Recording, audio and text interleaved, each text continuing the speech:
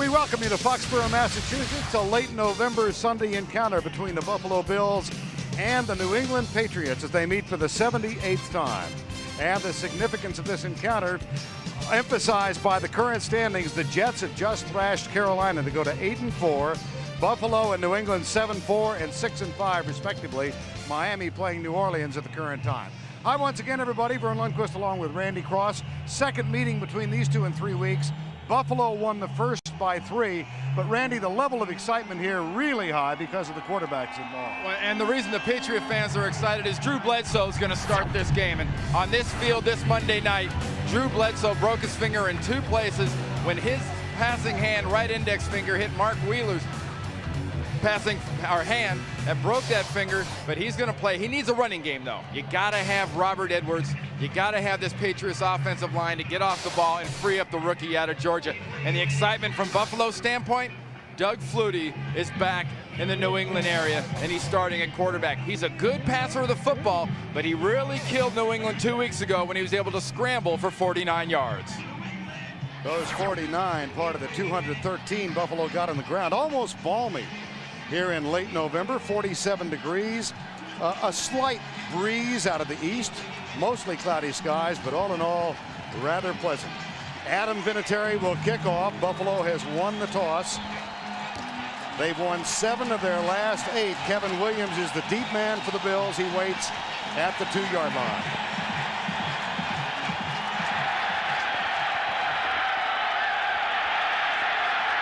Williams at the 20. Doug Flutie played 2 years here. There is a flag down. And we'll check the infraction. Tackle made by Chris Canty. Walt Coleman is our referee today.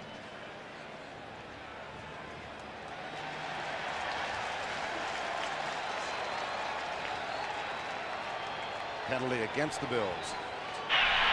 Illegal block. The back on the return team, number 56.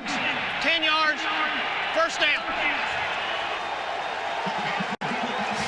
As we said, he has spent 2 years here in 88 and 89. It has been 9 years, 1 month, and 21 days since he last started the game on this field. On that October afternoon, he led the Patriots to a 23-13 victory over Houston.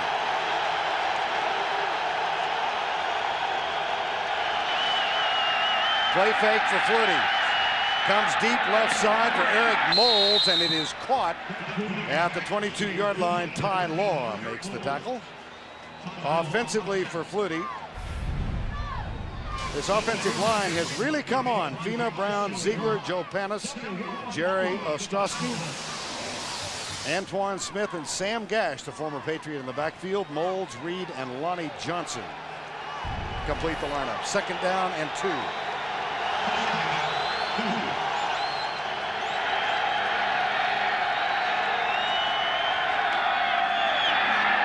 Goes right side, caught by Andre Reed. Steve Israel defending, number 21. Defensively now for the New England Patriots. And they have been hampered in the defensive line. Today they've got Collins, Chad Eaton is back, Henry Thomas, and Chris Sullivan for McInnes. The linebackers, Chris Slade, Ted Johnson, Teddy Bruschi. And in the secondary, Ty Law with 7 interceptions this season, Clay Malloy and Steve Israel. Thurman Thomas in after that 16-yard gain. First down 10 at the 39. And Thomas lines up split wide to the right. That's Thomas in motion to provide blocking help. Flutie flips it to Thurman Thomas to the 41-yard line. A tackle made by Chad Eaton. Well, so far right away, Pete Carroll is seeing the Buffalo Bills come out and throw the ball. They ran for over 200 yards last time these two teams met 2 weeks ago. And I'm sure they came into this game defensively bowed up, expecting Wade Phillips and his offense to come out just pounding the ball behind really a rejuvenated offensive line. Second down and 8. Opening drive of the ball game. Antoine Smith, Sam Gash back in the offensive backfield. Draw play. Antoine Smith out near the 50-yard line. Teddy Bruschi, number 54, made the tackle. He starts in place of the injured Todd Collins. And right now, let's check in with Michelle Tafoya. Well, Vern and Randy, of all the things that Wade Phillips could be concerned about today, maybe the thing he's most preoccupied with is New England's running defense. He told me even though we ran against them for 213 yards 2 weeks ago, they held Miami to 33 yards on Monday night. And he said, I'd rather put the hype aside and be truthful with my team, tell them what's worrying me. And I told them what may have come easy to us the last time isn't going to come easy to us every time. Guys? All right, Michelle.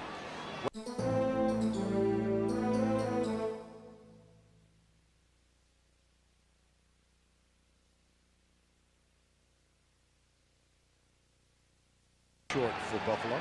Hey, the biggest difference in the running games, though, that the New England defense is facing is the fact that this offense and these running games with Antoine Smith and Sam Gash in the power game and Thurman Thomas in the single backfield have got an offensive line that is coming off the ball, and they are just straight ahead splatter blockers.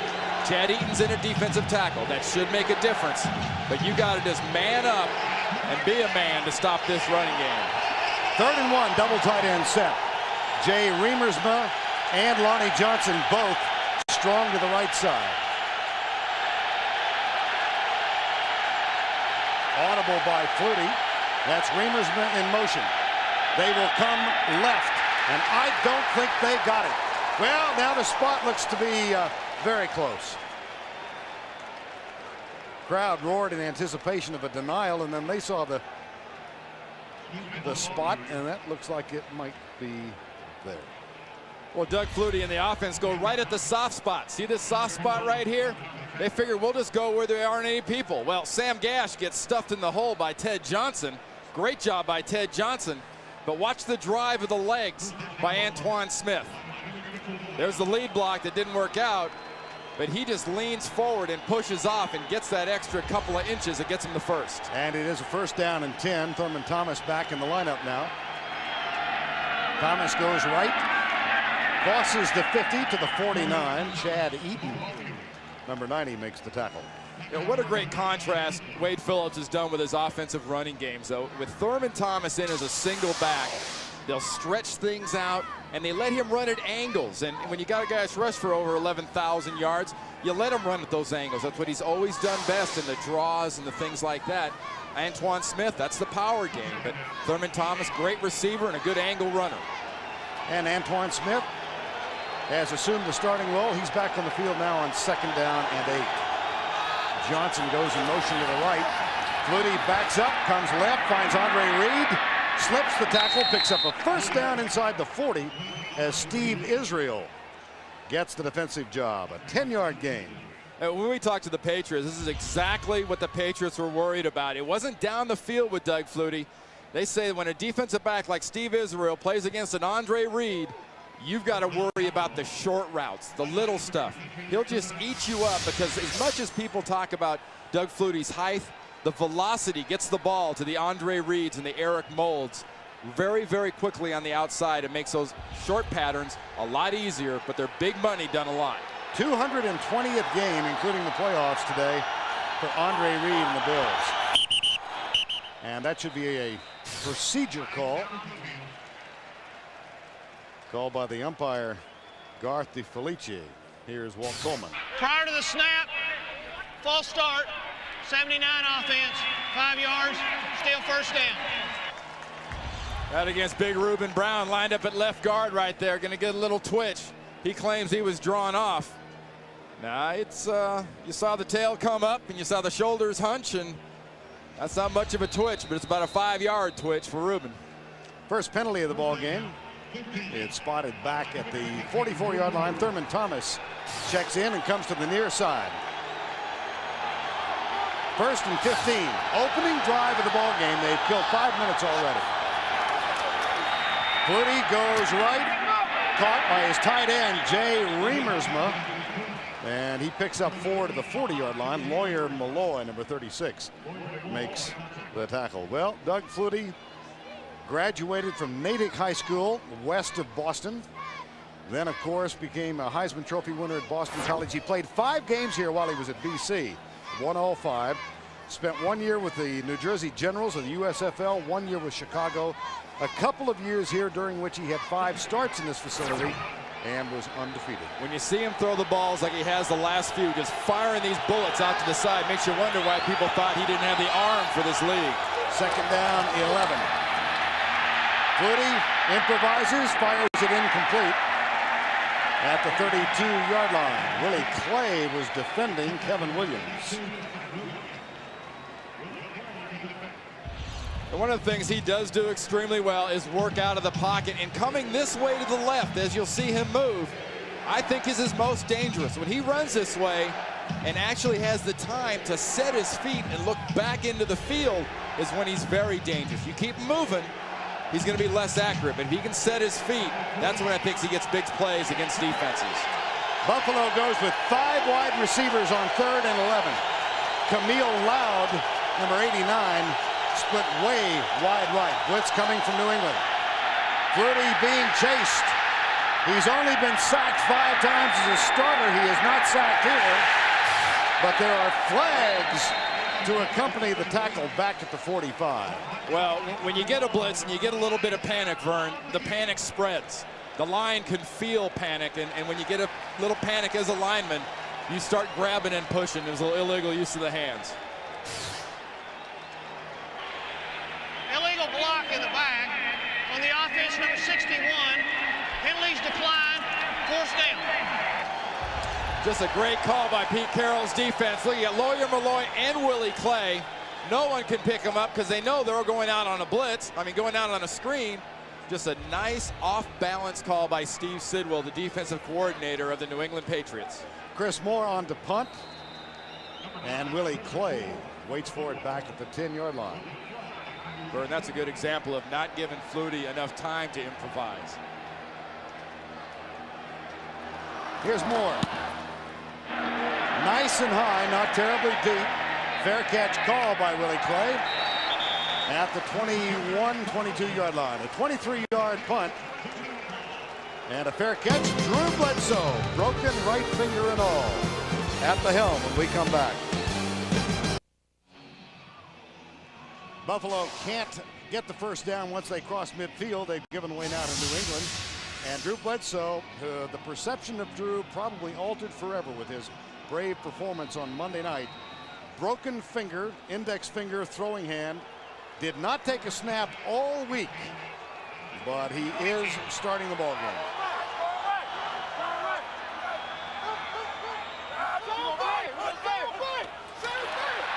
Handoff, flag. Robert Edwards gets the give on 1st down and 10. Well, big Ted Washington got that body of his moving, and once that body starts moving, there are no air brakes under God's green earth. They're going to stop that. Ted Washington listed at 325. Now, are you a believer? I'd say if you weighed parts of him, he'd be 325. Not the major parts. Ted is a big guy. 99 of the defense. 5-yard penalty. Repeat, 1st down. Well, he tilted and Gabe Northern came across. Patriots up front. Armstrong. Damon Denson starts at left guard. His first start as a pro. Wolabar Rucci and Max Lane. Robert Edwards, Tony Carter in the backfield. Sean Jefferson, another of the heroes of the Monday night win, joins Terry Glenn, and the tight end is Ben Coates. 1st and 5.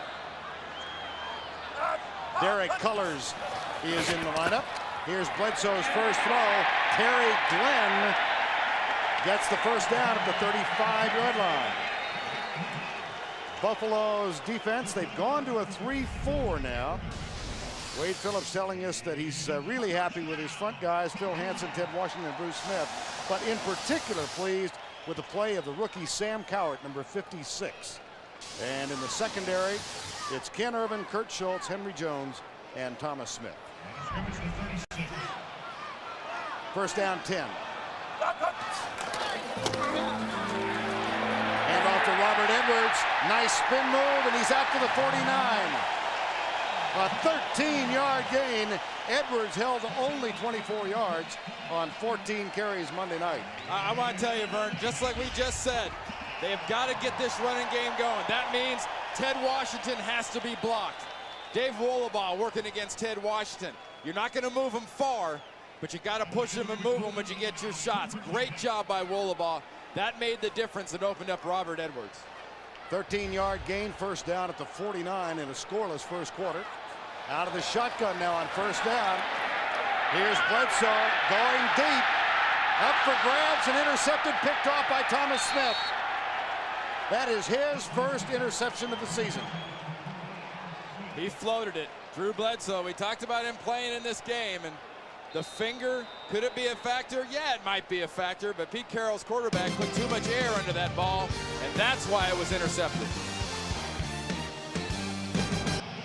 Thomas Smith gets the interception, his first of 1998, and that gives the Bills their second offensive set now in the first quarter. Buffalo operates from the 12-yard line. Backs in the eye, Antoine Smith, the deep back.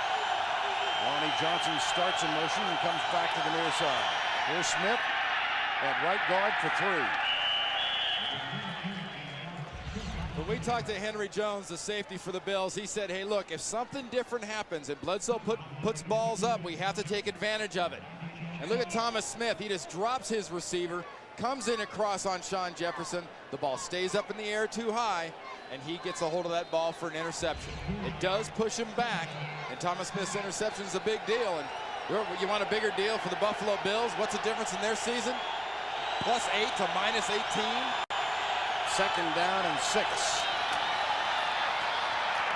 Antoine Smith scrambled for a loose ball, recovered by Buffalo.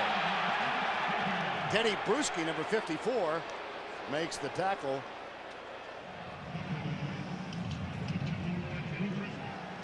Vern, from a defensive standpoint, there'll be nothing fancy, I think, about the New England Patriots. They have just got to try to be more physical than this football team. And part of that is putting the helmet on the ball by Bruschi, causes the fumble, but a lucky bounce for the Buffalo Bills. That one came right back up into Antoine Smith. And on third down now, 3rd and 4, Buffalo will spread the field. Again, Camille Loud, the rookie, goes wide to the right side. 6 DBs in for New England. And 30 out of the shotgun. Finds Eric Moulds, big gain. He's got terrific speed, and he breaks the tackle, moves it out to the 49-yard line of New England. Ty Law made the grab, but not before a 33-yard pickup. One of the great things about an offense spreading out like this is you have to show your coverage. You have to show, are you blitzing, are you not blitzing? And you've got a big matchup right there, and you've got Wiggum trying to cover Eric Moulds out of the slot. With that much space and room, a speed receiver like an Eric Moulds runs right away from Wiggum. Having a significant season in his 3rd year with Buffalo. Double tight end set. This is Moulds, left side. Flutie is 7 of 8. 7 of 9 as he can't find Jay Remersma. Monday on CBS, catch the new. There was a flag down on that play. It was thrown actually right over by Pete Carroll. Illegal motion, 83 of the offense. Penalties decline. Second down. Penalty called on Andre Reed. And it will be 2nd down and 10. Kevin Williams and Quinn Early come on the field now for Buffalo.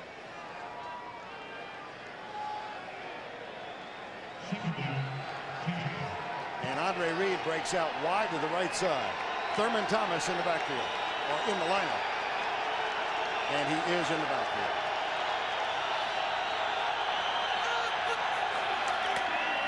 Thomas gets the handoff at left guard. Splits between John Fina and Reuben Brown. Picks up 1, perhaps 2. Teddy Bruschi, number 54, with the tackle. See, that's the area of the football field that is Antoine Smith's.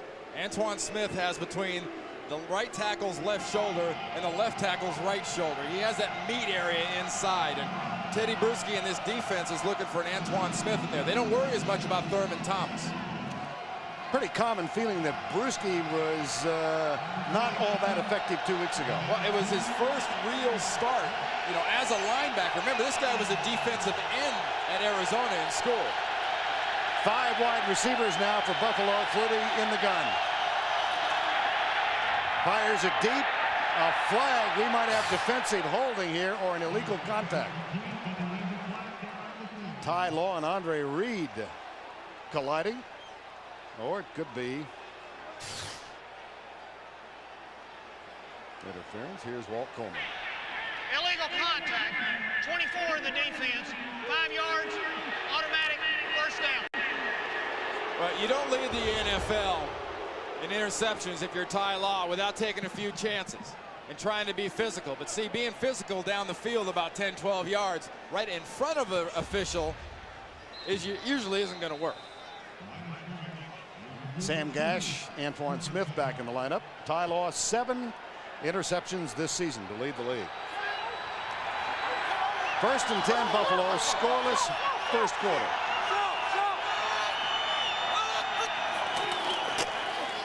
Antoine Smith inside the 40 to the 37. Chat live with 49er receiver Jerry Rice this Tuesday night at 9 o'clock Eastern on America Online at keyword Team NFL and on the web at NFL.com. I'm sure after his comments last week, there's going to be a lot of people who would love to chat with him.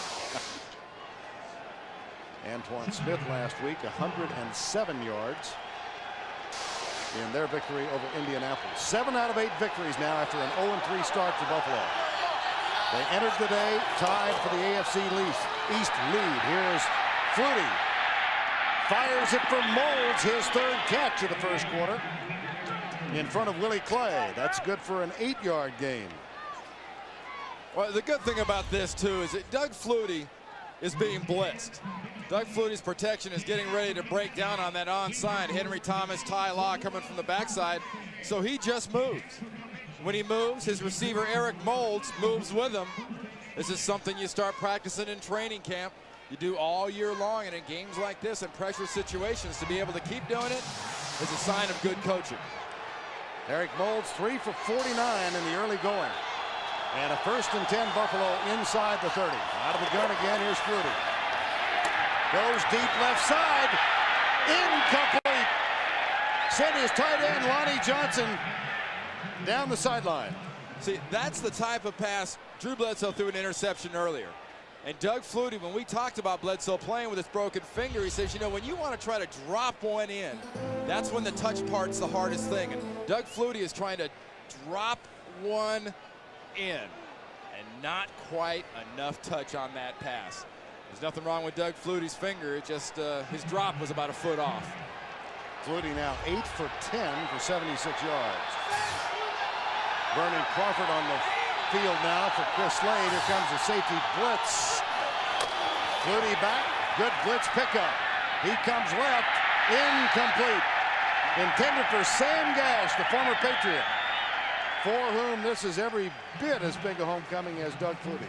And what's great about Sam Gash is he is that dump-off receiver. But the reason he's a dump-off receiver in this case is you have got a safety coming deep.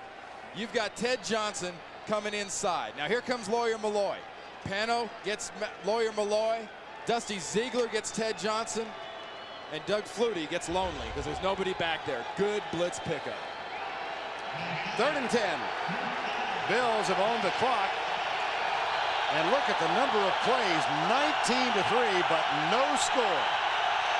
5 receivers on 3rd and 10. Flutie has it tipped and caught. And that might be enough to move the chain again. Eric Moulds, Lawyer Malloy defending. But a gain of 11. Offensive coordinator Joe Pendry of Buffalo has got to love having these weapons at his disposal. You know, I was in an offense in San Francisco with Rice and whatnot where the emphasis was on short passes, then let your guys do their thing after the catch. And there's a great example of a couple of catches Eric Moulds made today that are just basically getting him the ball and letting him do his thing. There's Joe Pendry. And a 1st down 10 after the 11-yard gain. Flutie hands it off to Antoine Smith. Nothing doing at right guard. Chris Slade on top of the tackle. And Chad Eaton, number 90, along with Henry Thomas, who is working on extremely sore ankles. Well, everybody's made a big deal about Drew Bledsoe with the broken finger, and rightfully so, but Henry Thomas has had a bad high ankle sprain for quite a while now, and he basically limps around all week in a cast-type boot thing. can't really practice, just plays. And Pete Carroll said Henry Thomas has been, you know, as much of a fire-up type inspiration for the defense as Drew Bledsoe's been for this football team. That's Lonnie Johnson going to the right side. Flutie drops straight back, pumps once, goes for Reed in the end zone, incomplete. Steve Israel defending, and he did a good job. And Henry Thomas, the Warrior, gets back on his feet. Well, important for Thomas, too, is he was at nose guard for a while. And he's too small, not physical enough to be a nose guard. But you put him over a guard. You let him get over Joe Panos here, and he can do what basically he did when he was with the Minnesota Vikings, and that's get into the backfield and cause problems. Did he get there that time? No. But he proved to Joe Panos, as all offensive linemen hate to have proved to him, he can get around them. You hate to know the guy can get around you. 3rd and 9, Thomas comes over to help Flutie. And then goes out into the pattern, and it's incomplete. Dusty Ziegler was there to provide blocking help. And the Patriots may have gotten away with one. Well, you know, Doug Flutie can throw some of these all ugly passes. I mean, they're not exactly form passes. He won't throw them over you. He might throw them under your arms or over your arms, and that one didn't quite get over Henry Thomas's arms, and he's really kind of disappointed he didn't get a chance to pick that off. He had an interception this year already for a touchdown, and thought he might have had another. Steve Christie on to try the field goal from 35 yards. Good shot. Wow.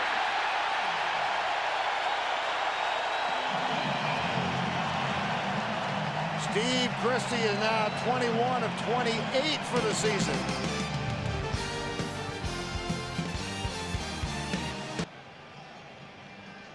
I'll take another look at that missed field goal. Well, just sort of a little bit of a yank to the left, but who do you blame when this happens? The snapper? No, I can't do that. Can't blame the holder. That's a good hold. The only place you got left to go is the ground. Terra firma. 4th play on offense now for the New England Patriots. Bledsoe intercepted the last time he threw one, and this one takes off on him and goes left. Well, there has been an ongoing debate, Randy, about whether or not Drew Bledsoe should play today. Here's Walt Coleman with a procedure call against New England. And he's lucky that ball sailed on him, too, because they were jumping all over that pass to intercept it. Illegal motion. 88 of the offense. Moving forward at the snap. 5 yards. Still first down. Terry Glenn. Hey, Vern, I absolutely think this is a great move by Pete Carroll and this organization. You've got a quarterback like Drew Bledsoe that did what he did Monday night, which invigorated this entire area and fan base. A wonderful win. You've got to start him here. He's your starting quarterback. His finger's broken in 2 spots. If you're not going to let him play and give this a shot, you might as well just put him on injury reserve and say, we'll see you next year. After the 5-yard penalty, 1st and 15, Bledsoe back. That one's complete to his tight end, Ben Coates. First catch of the evening, and let's check in with Michelle Tafoya.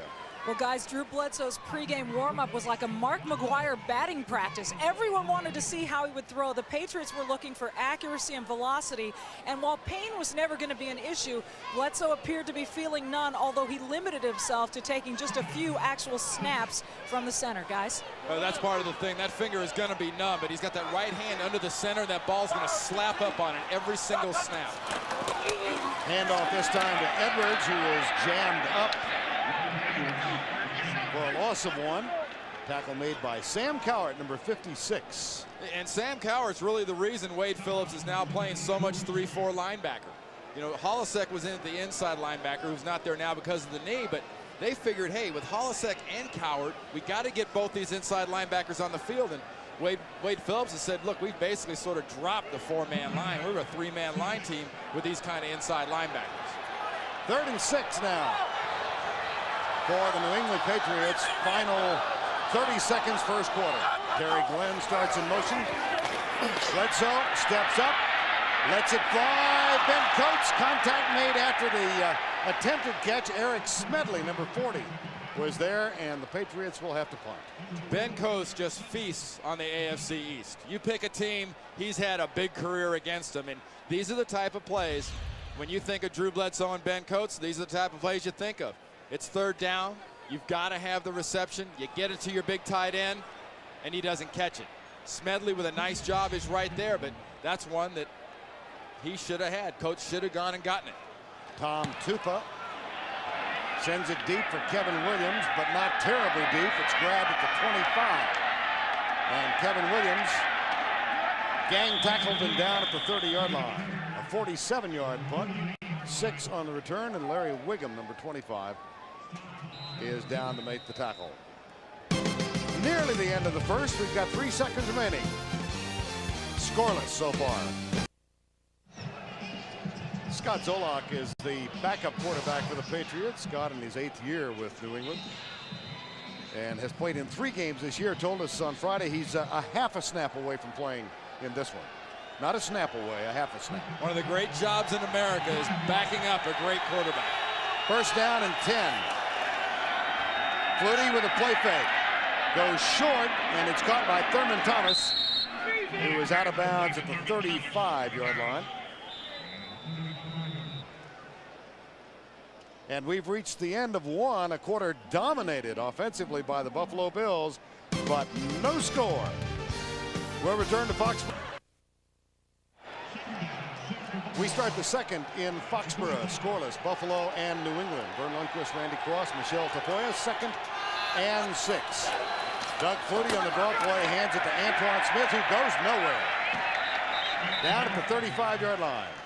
Boy, Vern, I'll tell you what. Teddy Bruschi, playing an inside linebacker, just had his first meeting with Sam Gash. And Teddy Bruschi got the better part of that collision.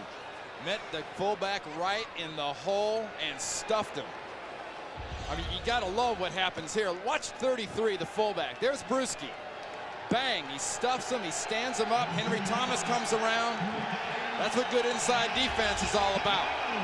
And that sets up a 3rd and 6, Buffalo. Blitz coming from the Patriots. Flutie comes right behind Eric Moulds. Ty Law was right there, and it will be 4th down.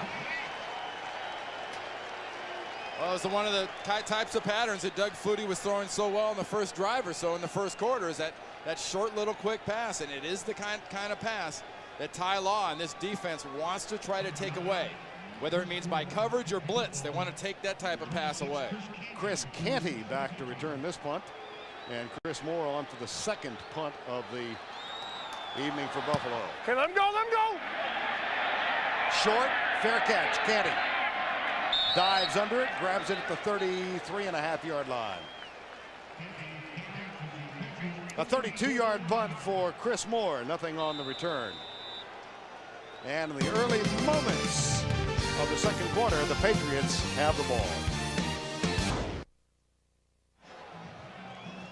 Patriot defenders get a rest now as New England's offense on the field, still looking for the first down. Drew Bledsoe with the broken index finger, 2 of 4, 18 yards, and 1 interception. Handoff goes to Robert Edwards, who tries to dart outside.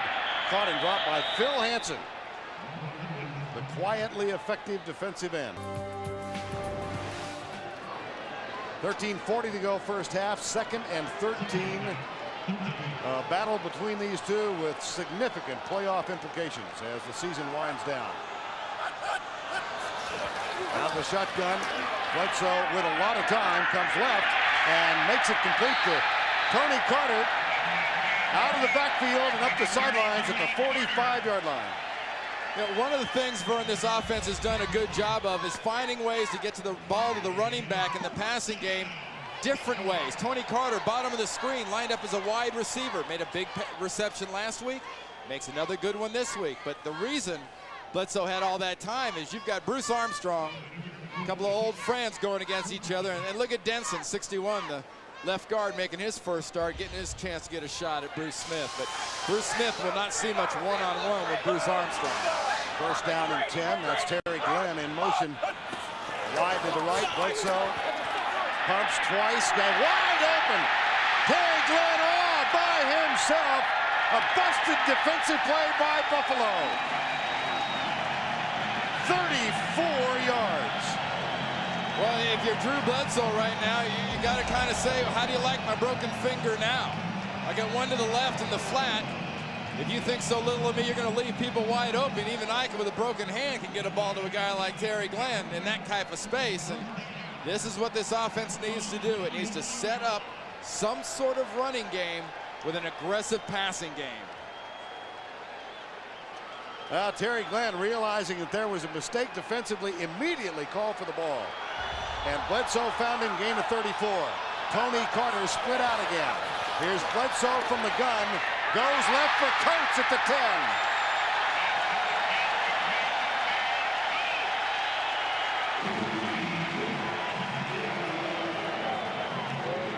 You know, as a tight end, Ben Coates is one of the professional wrestling champions of the NFL.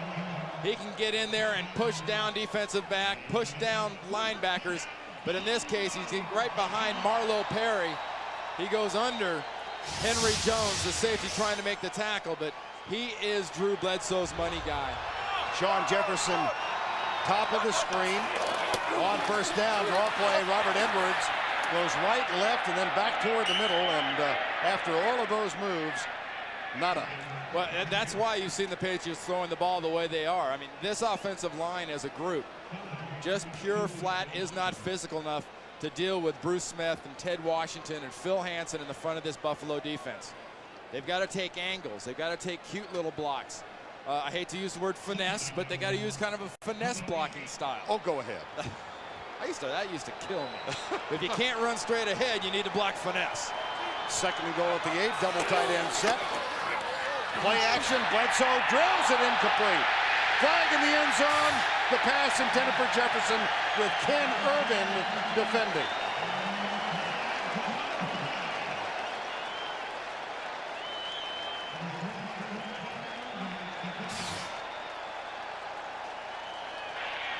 Interference on the defense. Number 27. Being played at the 1-yard line. First and goal.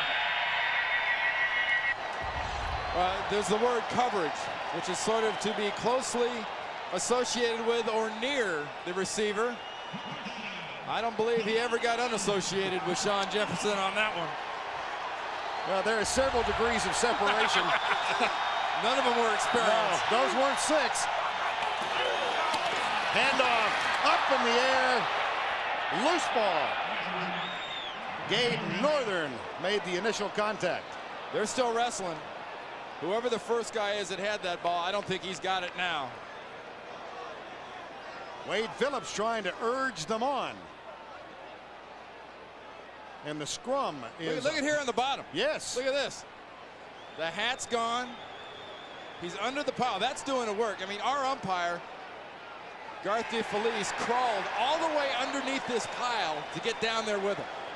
That shows me something. That's working. I mean, anybody can stand outside that dog pile and just kind of say, well, we'll figure it out when they come out with the ball. But here's the reason. Because you got good physical defense. Gabe Northern gets up there, takes out Edwards' legs. The ball's stripped out from the low angles. You see Bledsoe take the ball, Edwards take to the air, and Gabe Northern saying, and the ball keeps going after Edwards stops. The ball's on top of the pile. It made it to the bottom of the pile. Second and goal. Edwards denied again. Recall that he opened the season with that string of games in which he scored touchdowns. Well, you know, Sean Price was there, and he was there now. And you see the difference in the running games. And, you know, yeah, you can say the receivers were hurt and we had to run the ball more. Well, this is the NFL, and let's not talk about injuries. If you have to run the ball more, you got to be able to do it well. And this is a long season for a rookie, and it makes it even longer when the offensive line in front of you is letting people free, like Mark Price on that last play. Third and goal. From the 2, Bledsoe lofts it out for Edwards. Touchdown!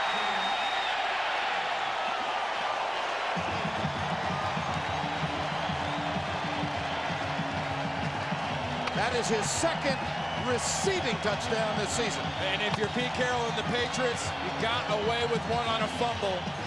You slammed your head against the wall again, and then you wised up and said, well, this method isn't working.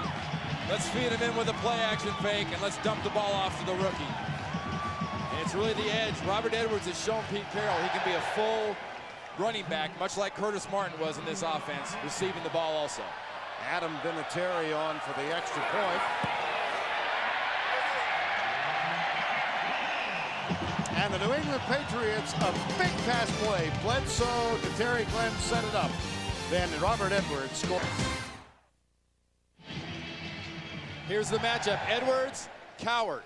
Watch the young linebacker trying to stay with the rookie. A lot of traffic. You bring the motion and the tight end Ben Coates. He gets a little shot on Coward to prevent him. A moving pick if you're doing basketball, but that was good for 6 points. Kevin Williams awaits the kickoff. It's short. He grabs it at the 10. Shakes a tackle at the 25 and is bounced out of bounds at the 31-yard line by Chris Carter. 66-yard scoring drive. Robert Edwards got the touchdown, half of those yards on the pass from Bledsoe to Terry Glenn. 33-yard catch to set up the touchdown catch by Robert Edwards. Now Doug Flutie hands it off. Play action. Flutie with time, dances, sacked at the 18-yard line. Greg Spires, number 94, and Barry Collins, number 92. Well, this is one of those pass rushes where the defensive linemen say, okay, guys, cover him for as long as you can, because we may not get there right away, and we may not get there clean, but if you cover him long enough, we're going to get there. That's an 11-man sack right there, and the reason it happens down the field is you've got Andre Reed trying to get open, and you've got Steve Israel saying no. And one of the good things for this defense, too, for New England has been the health, the recent health of Steve Israel being able to play like that. Loss of 10, second and 20. Here's Flutie, quick setup, batted backwards. And Flutie goes down in the arms of Chad Eaton. Teddy Bruschi made contact with the ball. Well, Teddy Bruschi ran into his problems 2 weeks ago when Flutie was scrambling on some of the runs, being out of position, but he knows, like a defensive lineman and a former, in his case, defensive lineman, is that you jump up, even if you don't get there, you can knock it down. And Chad Eaton is the one who was putting all that pressure, like you said, on Doug Flutie. 3rd and 20. Dusty Ziegler looks back at Flutie.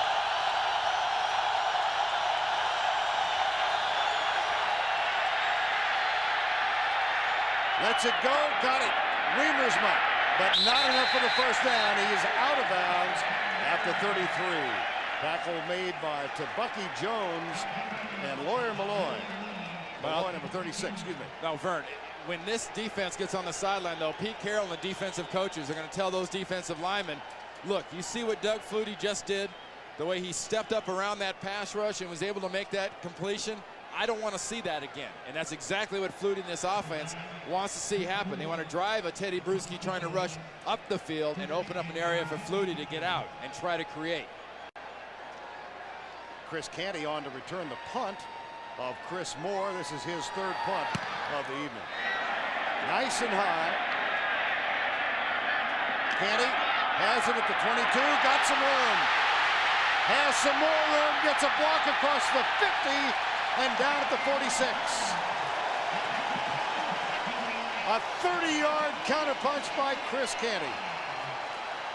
Team right now, Vern, is playing with a lot of emotion. A lot of bleed over from that Monday night. Good field position for the Patriots. Consider the amount of concentration it takes to keep your eye on the ball as a returner long enough and have faith that your blockers will open you holes just like this. Nice job by this Patriots punt return team executing their game plan and what Dante Scarnecchia and the special teams coach asked them to do. Give Chris Canty just some room. They gave him a lot of room on that one. 30-yard punt return, first down at the 47. Drew Bledsoe has connected on his last 4 passes. And he'll try to make it 5 in a row. Left side, caught by Derek Cullors, gets a terrific block from Damon Benson, number 61, who gets his first start today. And Gabe Northern just puts a severe end to this play. These are the kind of hits that are perfectly clean and that people love to see. Look at Northern come in here with the shoulder right into Colors' chest. That's wonderful football. Using the head, taking the cheap shots and the punches, that's not football. That's good defense. 2nd down and 7. Terry Glenn in motion. Robert Edwards bounces to his left, but there's not much there. He's down at the 41-yard line. And that will bring up a 3rd down.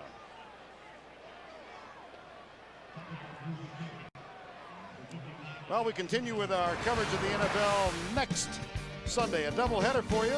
Randy and I will be in Pittsburgh as these Patriots take on the Steelers. Others will see Seattle and the Jets, Buffalo, Cincinnati, San Diego, Washington, and Kansas City, Denver, game 2. And it all begins with the NFL today, 12 noon Eastern time on CBS. So much for that Jets letting down against a bad team theory, huh? Pretty impressive victory today. Here's Bledsoe as a man. 1st down at the 29, Terry Glenn. Well, this team went 4-1 to open the season. Then they started losing wide receivers because of injury. Among them, Terry Glenn, who was gone for a month. That's Terry Glenn working in the slot. What a great guy to get in the air. And look at all the air around him. No defenders running into a zone. This is when Terry Glenn can be his most dangerous. When you get him in the air, defenses start playing up, and then he can use that speed and run down the field. But 3 for 54, pretty good start. Vern, keep an eye on the left guard spot. Denson, 61, got up limping pretty good after that last play. And he is on in place of Heath Irwin today, who's on the inactive list. Here's Bledsoe down the middle, tight end. Ben Coates, 3rd catch, 1st down. Much like you talk about Elway and you talk about Marino, and they can throw to body parts. Well, as Drew Bledsoe takes this snap right into that bad right hand with that broken index finger, think of the fact that you got a big target like Ben Coates. You don't have to throw it into the shoulder. You're just throwing it right in between those 2 shoulder blades, somewhere in the 8 and the 7, and your tight end's going to get it. That's a great target to throw to. Fractured right index finger for Drew Bledsoe. He's hit 7 in a row. And he operates from the shotgun blitz. Throws it deep for Coates in the end zone. Henry Jones defending, and the streak ends. Well, that's a case of Wade Phillips' defense with Kurt Scholes in the safety blitz, making Drew Bledsoe just throw that a little bit sooner than he wanted to. That blitz gives Bledsoe a little more time to stand back there. Watch Scholes coming right here. If he doesn't get there this fast, I think Drew Bledsoe's able to dial it in. You have to credit the defense on that one. Careful of the finger.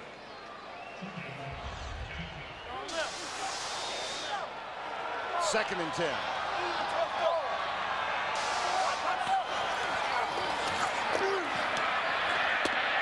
Finds his running back, Robert Edwards. A modest gain to the 13-yard line, and that will set up a 3rd down. Well, it was, of course, a brilliant, epical drive for the Patriots on Monday night. They go 80 yards in 15 plays, 2 4th down conversions, and at 1:55, Bledsoe fractured his index finger, and I think the perception of Drew Bledsoe has been altered perhaps forever because of that performance. Well, yeah, and I've been around some of the big games where people said he's not tough enough to do this or tough enough to do that, and he can't win the big game.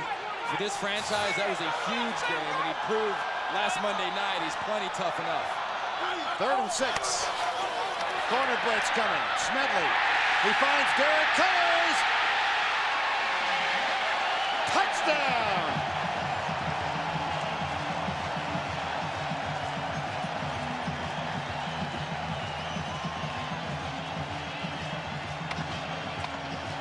Well, for Monday night, it was just a drive. And a couple of bad passes that Wade Phillips saw on tape. And Pete Carroll's quarterback threw, and then threw the big one for the touchdown. Today, he's got it going on, and he's accurate like there's absolutely nothing wrong with that finger. He's had one floater, but the rest have been right on the money. Adam Vinatieri will try and make it a 14-0 New England lead. First touchdown of the season for number 29, Derek Colors. second touchdown throw of the night for Drew Bledsoe.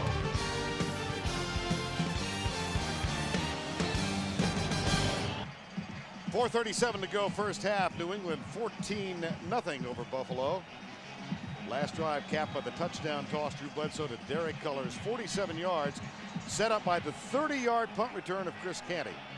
And now Kevin Williams waits for Vinatieri's kick. Grabs it at the 10. Another short kickoff. But very good downfield coverage by the Patriots. To Bucky Jones with the tackle.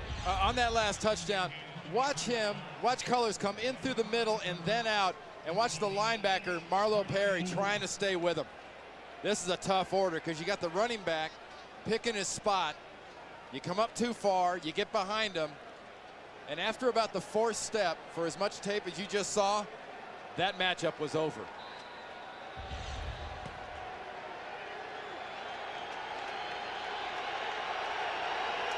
Conversations of a defensive nature taking place on the Buffalo bench. That's Ted Cottrell, the defensive coordinator of the Bills, going over with his defensive backs for coverage. Here's Flutie out of the shotgun, comes right incomplete. Down low, intended for Eric Moulds. Now Buffalo owned the football in the first quarter. They went 10 plays without, before punting, and then a missed field goal at the end of a 14-play drive, but now back-to-back 3-and-outs. Well, after the second series, New England only run 6 plays. Then they go punt, and New England goes touchdown, touchdown. 'Tis a study in contrast, 'tis. Foxborough, Massachusetts. Midway through the second quarter, New England leading 14-0. Here's Flutie on 2nd and 10.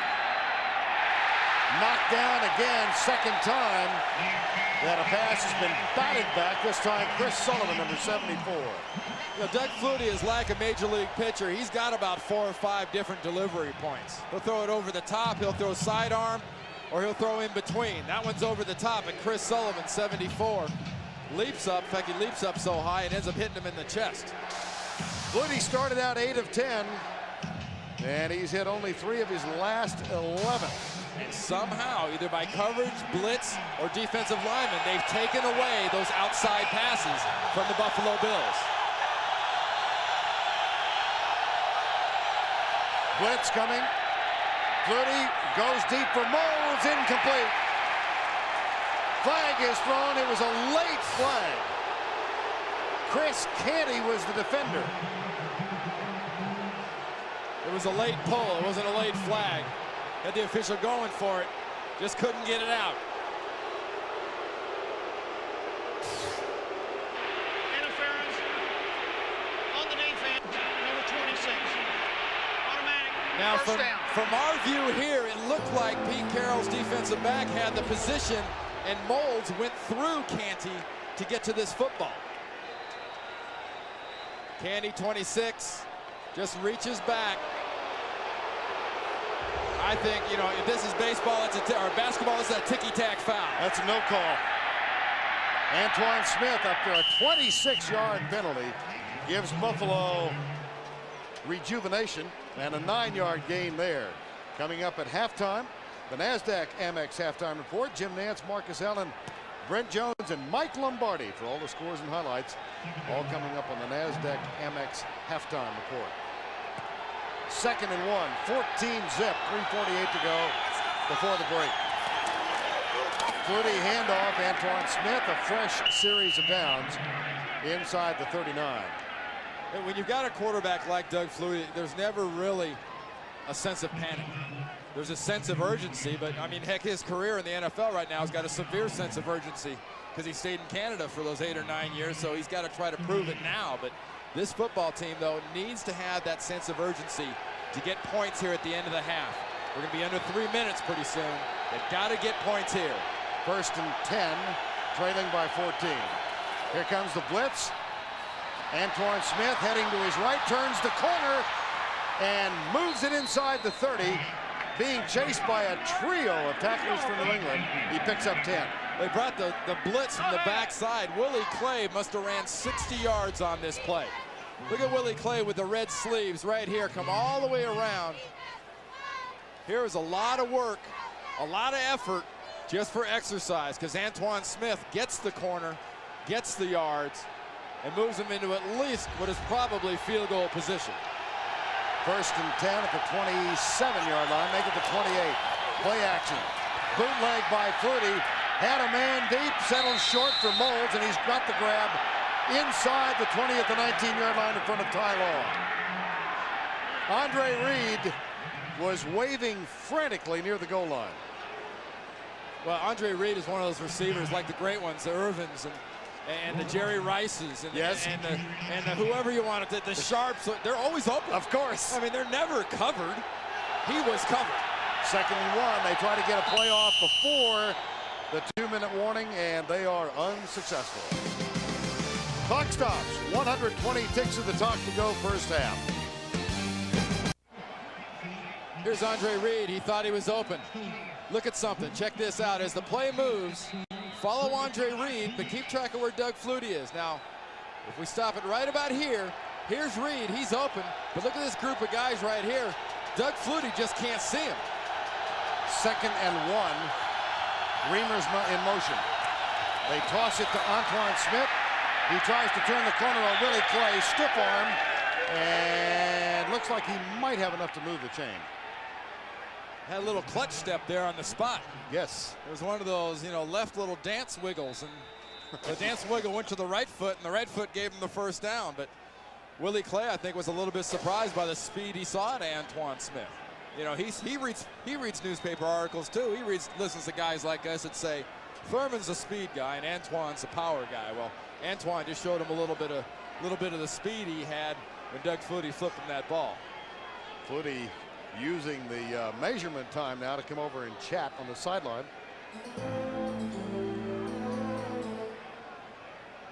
Doug Flutie's gotten the lion's share of the credit here as the Bills get themselves that first down for what's happened offensively, and rightfully so. He's been a huge factor, but the gentleman he's talking to right there, Joe Pendry, new offensive coordinator, that's made a big difference. But in my opinion, and maybe I'm a little prejudiced about this, not having been a former quarterback, but this offensive line that's playing in Joe Pendry's offense has done a great job, because these guys couldn't play dead last year, and now they're a huge factor. A lot of that has to do with their offensive line coach, Carl Baum. 1st and 10 after the measurement. Flutie straight drop back. That is an incomplete pass at the 15-yard line. Antoine Smith juggling as he was nailed from behind. Well, Pete Carroll thinks he had a turnover for his defense right there. And the term life is timing, it really applies when you're a defender, because you have to have the right timing to get there at the right time. And look at Ted Johnson and the timing he had as that ball was sort of like half trapped on the side of Antoine Smith. Heard Mike Lombardi on the NFL Today say he thinks replay is coming back next year. I'm glad somebody talked about that. I'm glad it was Mike, obviously, but that's been something that somebody's had to step up and make a comment about that. It's overdue. 2nd and 10. Flutie pumps and scrambles. Looks for Andre Reed. And Reed comes back. A flag is down. Andre Reed stepped out of bounds and then was the first person to touch the ball when he came back in. Lawyer Malloy applauding that, but you see the skid mark by the hat? The hat's on the ground, and there's a skid mark where his cleats hit the grass and drug out there, and the hat's dropped right on it.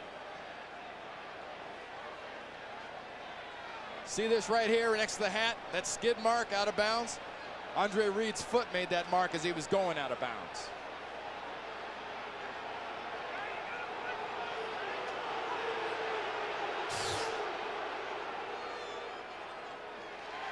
Illegal touching. Nice eyes. Oh, a little skid mark there. He's got his hat, he's got his flag. And we're going to get an explanation. And sometime this week, a grounds crew member will take care of that skid mark. Hope this comes before 60 minutes. Illegal touching on 83 of the offense. He went out of bounds and came in and was first to touch the ball. 3rd down. Steve Israel. Little hand fighting with Andre Reed. Watch the foot. Right? There, out of bounds, makes the mark and comes back in. Third down. Shotgun. Flutie. Shovel pass. Goes to Kevin Williams, but they deny him much progress. Can you say Lee Groscup somebody? Well, you know, and Pete Carroll's defense has seen this type of play from Doug Flutie and the Buffalo Bills, so you know they practice this during the week. Here's a good sign of good game planning, good execution, and an obvious sign that your defensive players listened. That shovel pass made famous by Lee Groscup when he quarterbacked the University of Utah just a few years ago. 1:25 to go first half, fourth down, and the Bills will try and get off the schneid now with a field goal. Steve Christie, who missed one earlier. Remember, the ground messed him up last time. That's right. Chris Moore will hold. Ethan Albright is the snapper. Oh, boy. Ricochet romance, and it goes through. My gosh. Something about that distance, 34, 35 yards. Yeah, this might be going out on a limb, but I think Steve needs to aim a little bit more to the right. He's getting that draw working pretty good. It's not quite a hook, but then it hits that tree and goes out of bounds. Fortunately for him, the out of bounds was in between the yellow markers. This ends up in a field goal. And if you're a kicker, how do you react to this? Never a doubt. That was in the heart the whole way. I can't wait. Yeah, that's a half-hearted arms in the air good. How about on the other side? No, we thought we filed those things. You know, you get up there with a ladder and they file those uprights. It's supposed to bounce the other way. Not exactly a gathering filled with evangelistic fervor there. Nobody reacting much at all. And Wade Phillips' team does get 3 off the left upright for Steve Christie, a 34-yard field goal. 60-yard drive, 11 plays. And very importantly, though, Vern, they got the points. They got the points after early frustrations and multiple plays. They got some points to show for it. You got Doug Flutie at quarterback. You're never out of the ball game. And the team believes in this quarterback and knows he can lead them back from almost any type of a deficit. Wade Phillips, Ted Cottrell, John Lever, line coach, longtime assistant in the left side. Derek Cullors is the deep man. The New England Patriots are in sort of a half pooch kick type formation on the kickoff return team. They're set up here in the shorter areas. Look at this area right in here. You got a couple players. That's prime pooch kick area. You put it over the first line and you try to drop it in where the other guys can't get to it. How do you decide what's prime and what's not? Well, those are pooch backs. Okay. Pooch backs getting prime territory. Having a slight delay here, a problem with the play clock. That has been fixed. There's Canty on the right. And Derek Cullors, number 29, who had a touchdown grab from Drew Bledsoe earlier in the quarter. And Christie's kick. Derek Cullors at the 9-yard line.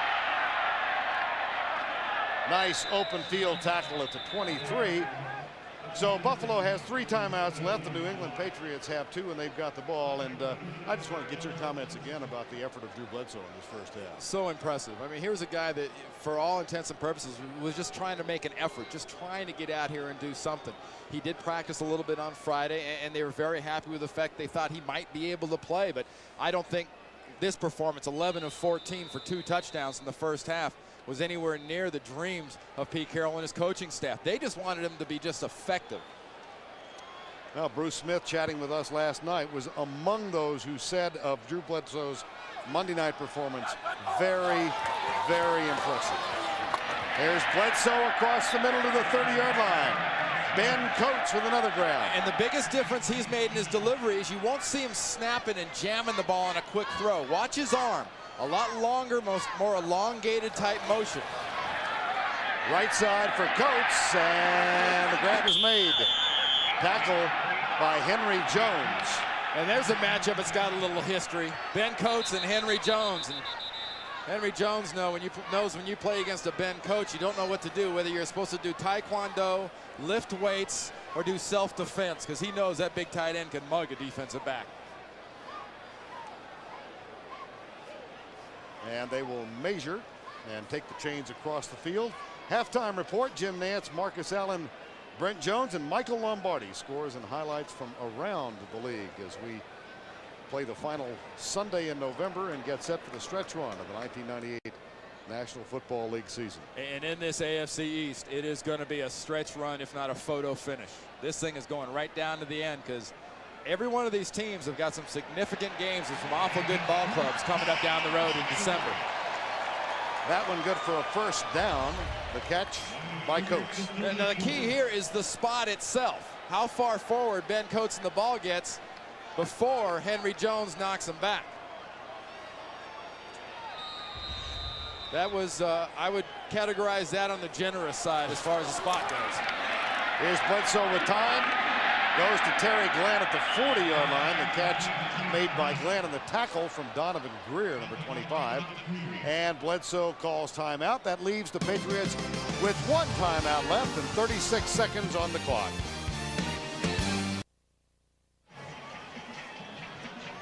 (14-3) New England has the lead and the ball and a timeout left.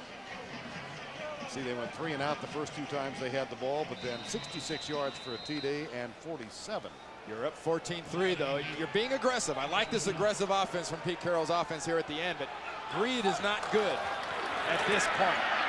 Bledsoe being chased, lets it go, incomplete. Ball was juggled by Derek Cullors as he was hit by Ken Irvin, number 27. And Derek Cullors has taken a couple pretty good shots. He made that one good catch and got himself a touchdown. But Drew Bledsoe delivers this ball sort of half wobbling. And Derek Cullors is worrying more about running down the field and whether or not Ken Irvin is coming to hit him than he is on concentrating and catching that ball. One timeout left for the Patriots. Buffalo does have its full complement of 3. 3rd down and 4. 14-3. Bledsoe with 2 touchdown throws. One to Edwards, one to Cullors. Stunts by the defensive line. Bledsoe nailed and down. Marcellus Wiley, number 75, gets his 2nd sack of the season. Well, Marcellus Wiley and Bruce Smith get back there to Drew Bledsoe.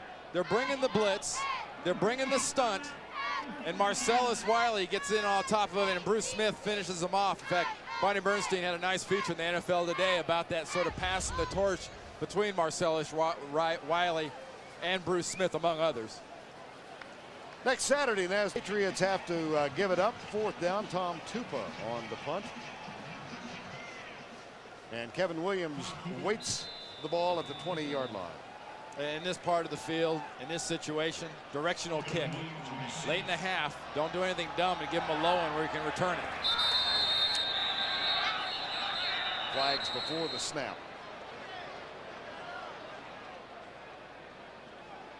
Prior to the snap, false start. Offense number 34, 5 yards, still 4th down. To Bucky Jones, number 34, who is really coming on in his first year as a cornerback. 2nd-round draft pick out of Syracuse. Well, the majority of his contributions have been here on special teams so far. He's slowly being worked into the defense, but that would qualify as one of those dumb things you're not supposed to do in a situation at the end of the half. And that one can be returned, but not very far. Kevin Williams to the 37-yard line. The tackle made by Sean Stuckey. 3-yard return of a 41-yard punt, and Doug Flutie comes back on. You know, he was one of those who didn't think Drew Bledsoe would be able to throw the ball. Flutie was showing us yesterday he has a one-time broken knuckle on the middle finger of his throwing hand. And he described it as, you know, he says your middle finger is your power hand, power finger.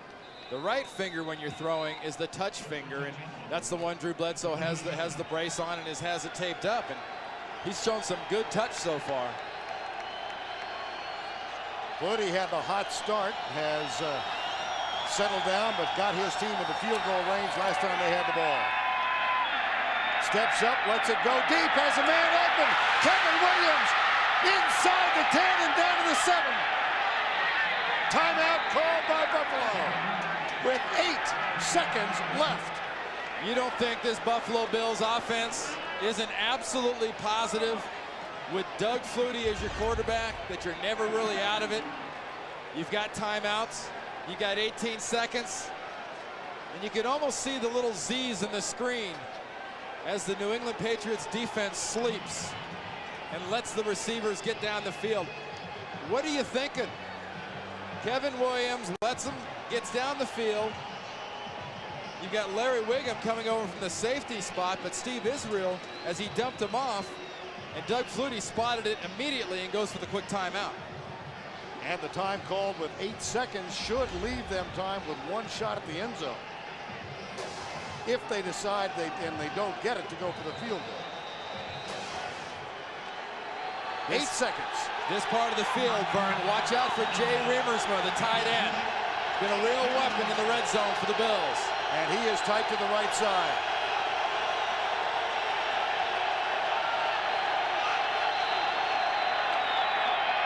Flutie almost picked off. Teddy Bruschi had it in both hands. And guess where he was going? To Riemersma, the tight end. Right over the ball, right over the middle of the field, and Teddy Bruschi is there to knock it down. Watch Riemersma get up here and get into the end zone. Canty is just trying to physically push the guy away, but Flutie tries to fit it in, but Bruschi gets it right there. That's a nice play by Bruschi and good anticipation by the Patriots defense. Steve Christie kicks this one true. 26-yard field goal. There's Doug Flutie. He sees his big tight end the whole way. And Teddy Bruschi in the defense sees Doug Flutie seeing him the whole way, and the ball slips through his hands. But another case of game planning and knowing what the other guy does well. 26-yard field goal ends the half after the 56-yard pass play. Coming up on the NASDAQ MX halftime report. Jim Nance, Marcus Allen, Brett Jones, Mike Lombardi. That's all coming up on the NASDAQ MX halftime report. CBS Sports presentation of the NASDAQ MX halftime report is sponsored by the NASDAQ MX Market Group, the market of markets. All right, welcome back to CoinGate headquarters. Jim Nance with you on the NASDAQ Amex halftime report. And at halftime, the Bills trail behind Bledsoe's big start to the day. The debate raged on the NFL today. Brent Jones is here, along with Marcus Allen and Michael Lombardi with us as well today. And how about this first half by Bledsoe? Who would have thought? You really got to admire him. He threw that interception early on. He came back. He's thrown a couple of touchdown passes. That finger doesn't look to be bothering him too much, and it's a real big risk to have your quarterback in there. But I think if the Patriots start that playoff run, they're going to look back to that big Monday night heroic performance by Drew Bledsoe as the turning point in their season. Bledsoe 14 out of 18, 140 yards and the 2 touchdown tosses. Elsewhere in the NFL today, let's check it out. Saints have managed only 52 total yards, but they picked off Dan Marino. Rob Kelly did, ran it back 79 yards for a touchdown. And the Dolphins are driving here right before the half with the game knotted at 10. Oilers and Seahawks go to the third. Only field goals here. And Seattle has seen the Oilers' time of possession advantage at 2-1. Moon out, Kitna in. And how about Kitna's performance here? Put pressure like they wanted to. Obviously, through interception to Nard Walker right there. They want to put pressure on him, Jim, and that's what they're going to do all day. Meanwhile, Aaron McNair, it's not easy for him either up there in the King Dome. But the Seahawks trying to apply the pressure on the Oiler quarterback. Great coverage downfield. They get pressure. Michael Sinclair gets a sack. Well, 0-4 this year. Seattle, when trailing at halftime, and it trailed today 6-3. It remains that way. Redskins on top of the Raiders. Trent Green has thrown 2 touchdown passes. Eagles with 3 first downs, but they've thrown a touchdown to a wide receiver for the first time this year. Coy Detmer with the touchdown toss just a moment ago, and now they go to the half with a 10-6 lead there for the Packers. Jacksonville, first time in franchise history, wins at Cincinnati. Mark Brunell, 1 week after his career worst performance, today a career-high 4 touchdowns, 1 per quarter. Here you see Neil O'Donnell off the bench to Tony McGee for single coverage. He sparked the Bengals, brought him within 3, but that was, Jim, as close as they would get, because you're going to see Keenan McCardle go up here on a Brunell pass, get the ball at the highest point. That's what you're taught in high school. Get that ball at the highest point. Our locker room is great now. You know, we know what we have to do. It's a stretch run. It's November, December. That's when the great teams step up. Jags now with a 2-game advantage over Pittsburgh, and the Bengals have lost 7 in a row. Colts' first trip to Baltimore since pulling out in March of 1984. The mandate was out there from Art Modell, the owner of the Ravens, 100 for the second straight week. And the Ravens win for the second straight time. First time that's happened this season. 2 straight wins. Hey, after the game, Jim Harbaugh gave the game ball to Johnny Unitas, who was on the Baltimore sideline pulling for the Ravens today. Jets pummeled the Panthers. They spread the ball around today. Everybody looked like they had the football in their hands at one time, and the Jets are now 8-4 with the victory. Well, you want to have your offense operating on all cylinders when it comes December. And here's Curtis Martin. He's operating on all cylinders, taking it right past the Carolina defense, cuts back across the field, 60-yard touchdown run, looking sharp. Martin over 1,000 on the season, and the Jets owner Leon Hess on Thanksgiving said, hey, this is going to be our year when he addressed the team. And look at Keyshawn Johnson on the reverse. He got in, and he talked with our Bobby Curtis Bernstein. Martin's exceeded the 1,000-yard mark rushing for the 4th time in his career. But look at Keyshawn Johnson. What are you trying to steal some of his thunder on the ground with your first rushing TD? No, really. It's just something that we've been working on for quite a while and trying to, get in our game plan. And once the flow of traffic was going with Curtis to the right a bunch, we decided to go back with me to the left. Well, the Jets win their 5th straight at home. It's the first time that's happened. 5 straight home wins since 1986. Atlanta and the Rams, there was going to be no coin flip controversy here, I promise you, because before the game, the Falcons made it very clear. Heads was the call. And Mike, how about this? Steve DeBerg. Hey, Steve DeBerg came off the bench, made a great throw to Terrence Mathis. He took the place of Tony Graziano, who was taking the place of Chris Chandler. Hey, the Falcons won this game today because Jamal Anderson ran the ball effectively, and their defense harassed Steve Bono, who was replacing Tony Banks. Anderson 188. The Falcons clinch a playoff berth, just the 3rd team to do that. And Reeves becomes only the 2nd coach, joining Chuck Knox, only coaches to take 3 different teams to the playoffs. Arizona falls to 6-6. Chiefs in a 6-game losing streak. Gannon 3 touchdown passes. 3 touchdown passes, Trent Dilfer, but 1 to remember. On the last play of the first half, look at the Bears. This just stunned them. The game was tied 14-all at this point. Our own Mike Lombardi says you can't come from out of bounds and come back in and catch the ball. What you're going to see Bryce Hunter do it right here, but you can if the ball's tipped. You see him come from right out of bounds right here. The ball's up, but the ball hits the ground. That's supposed to be an incomplete pass, Jim, in the National Football League. It went as a touchdown, though. Bring back replay. Mr. Replay is begging for it on the NFL today. You brought it back on the NFL today. The NFL on CBS will continue in just a moment. CBS Sports presentation of the NASDAQ Amex Halftime Report is sponsored by the NASDAQ Amex Market Group, the market of markets. Halftime in Foxborough with the New England Patriots. 2 touchdown tosses from Drew Bledsoe, leading Buffalo 14-6. And CBS Sports coverage of the NFL will continue after this word from your local station. 14-6 New England as we get set for the kickoff of the 3rd quarter. And a very, very impressive, not to be redundant, but it really was for Drew Bledsoe. It really was, because Drew Bledsoe and the offense got off to a slow start. He looked like he was floating the ball. He had an interception. What's he do? Comes out and just starts nailing them. And also, more importantly, is the fact that after also a slow start, the New England defense found a way to take those outside passes away from Doug Flutie, keep that offense more in the middle of the field, and really limited their effectiveness, except for 1 blown coverage at the end. They gave up that last field goal. Yeah, 1/4 of those 207 yards came on that last play to Kevin Williams that set up the field goal. So 14-6 as we get set for the start of the 3rd quarter. Steve Christie, who is 2 of 3 on field goal attempts, will kick it to either Derek Cullors or Chris Canty. Cullors will be the deep man.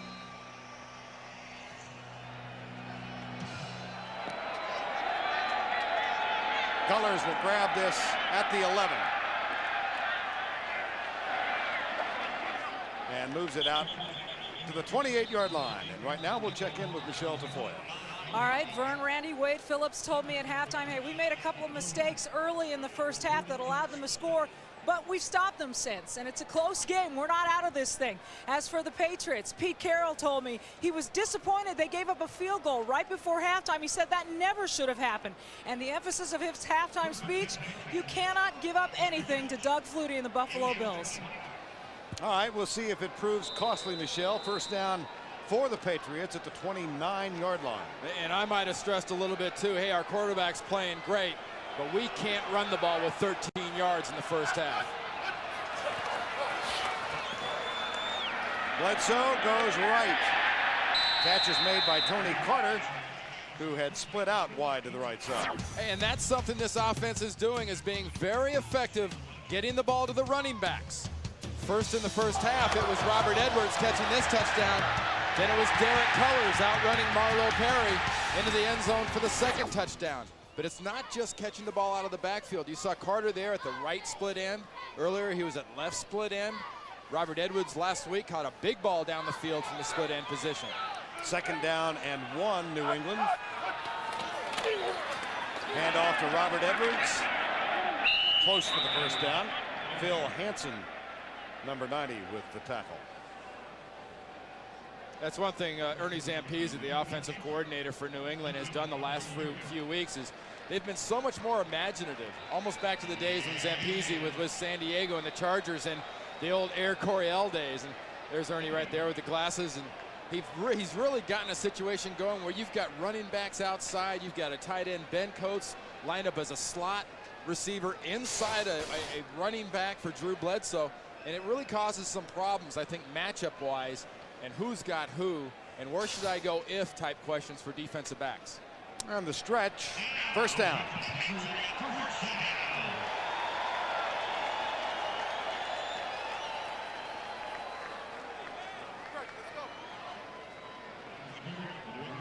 Wade Phillips, of course, 2 years the head coach in Denver. Was on the staff with his dad, Bum, Houston and New Orleans. And as good as things have been so far since Doug Flutie's been in, Wade Phillips has his team living week to week. They're not looking forward and saying, gee, I guess we're a playoff team now. Here's Bledsoe, blitz, lets it go left side, caught Sean Jefferson. First down up at the 47-yard line in front of Gabe Northern, the linebacker. Jefferson, who had that 25-yard catch for the victory Monday night. 6 for 131 in the Monday night effort. And Sean Jefferson's the guy started with the Chargers, ended up here at New England because people in San Diego said, you know, he drops the ball once in a while and just doesn't make the big plays. And early in his time here in New England, he was having some problems holding on to the ball, but he has really turned into a real clutch guy for Drew Bledsoe in the absence of Terry Glenn. That's Jefferson in motion. Handoff goes to Edwards. And he works it to the 50-yard line. That'll be enough for another first down and 10. Sam Rogers and Phil Hansen make the tackle. Robert Edwards played at Georgia. Talking yesterday about running back U. And then they went out and were defeated by Georgia Tech. So tough night for Robert Edwards. Oh, yeah, he made the point where he says, you know, back in the old days with Herschel Walker and them, it was running back you. But, you know, recently we've been sort of a passing team. I said, let's see. Garrison Hurst, right. Robert Edwards, Terrell Davis. It hasn't stopped. Nope. Here's Bledsoe. That one is dropped by Robert Edwards. Had running on his mind.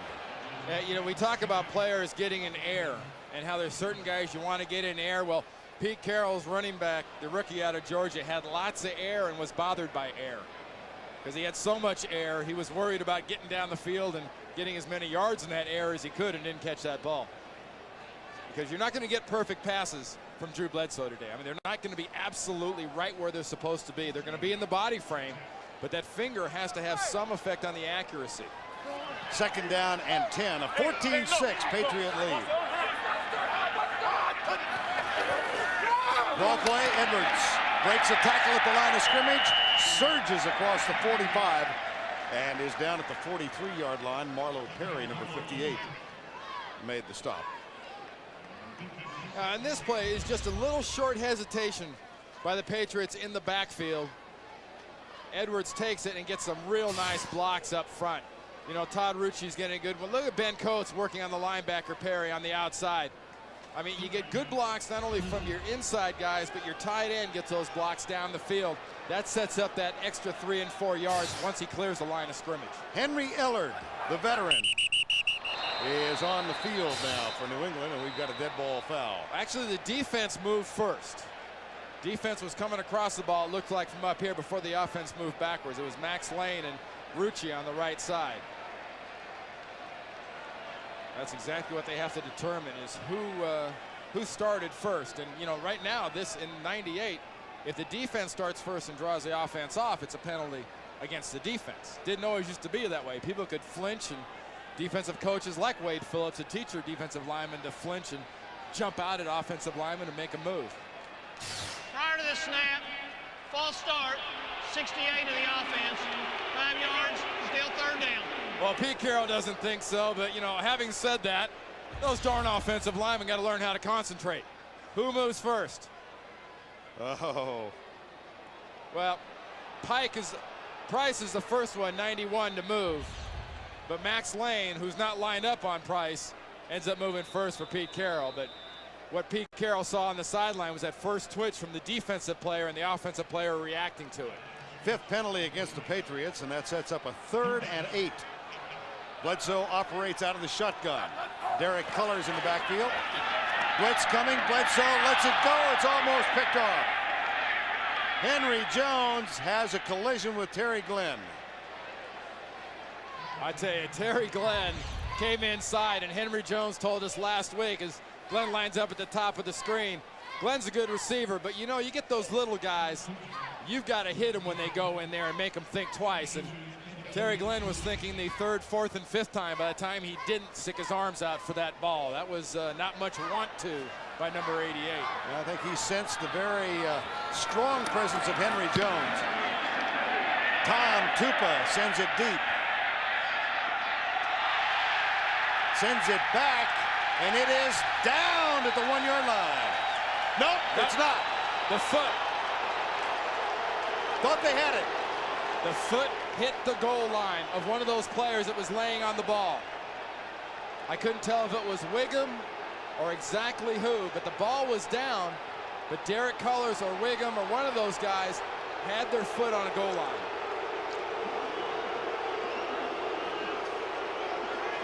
That was a very authoritative call made by the back judge, Bob Lowing.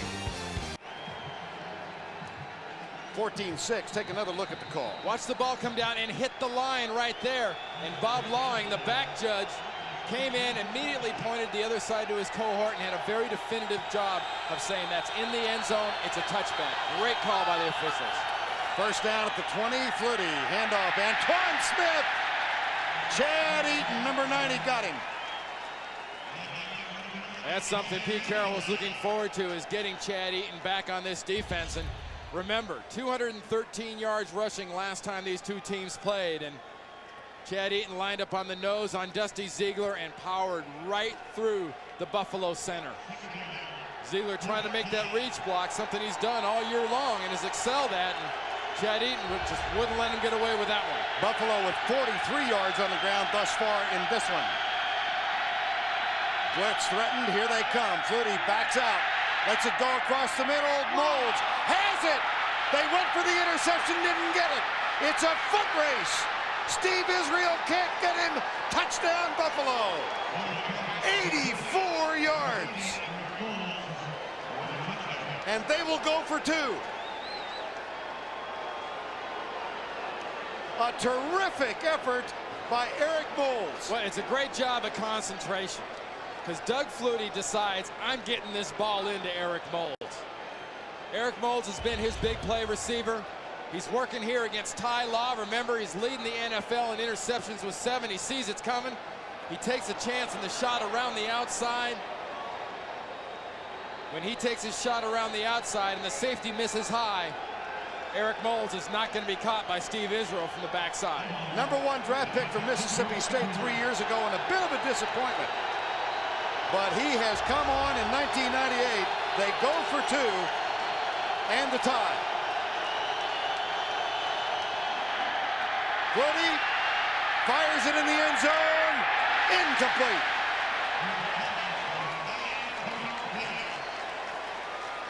It is still amazing. Flutie found a way to get rid of that ball. Somehow he found a way to throw that thing up. Not a lot of guys just spin and let that thing fly, but yeah, what the heck, it's a 2-point conversion attempt.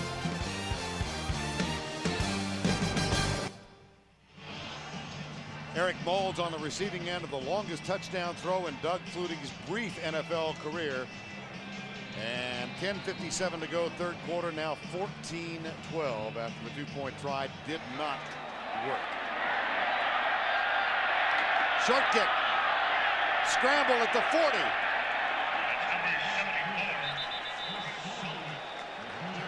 Chris Sullivan got there. Well, you got Moulds and Eric Law, or Ty Law here, but watch Willie Clay come in from this direction and not take the right ankle and just sort of pass Moulds on the high side. Look at that catch. One-handed into the body, high side from the safety, and buy sign from Eric Moulds.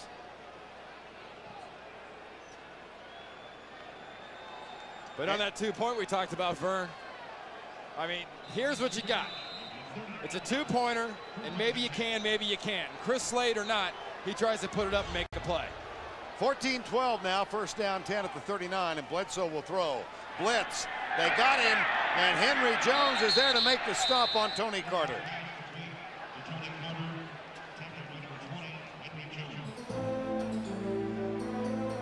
You talk about the faith that these Buffalo Bills have in Doug Flutie.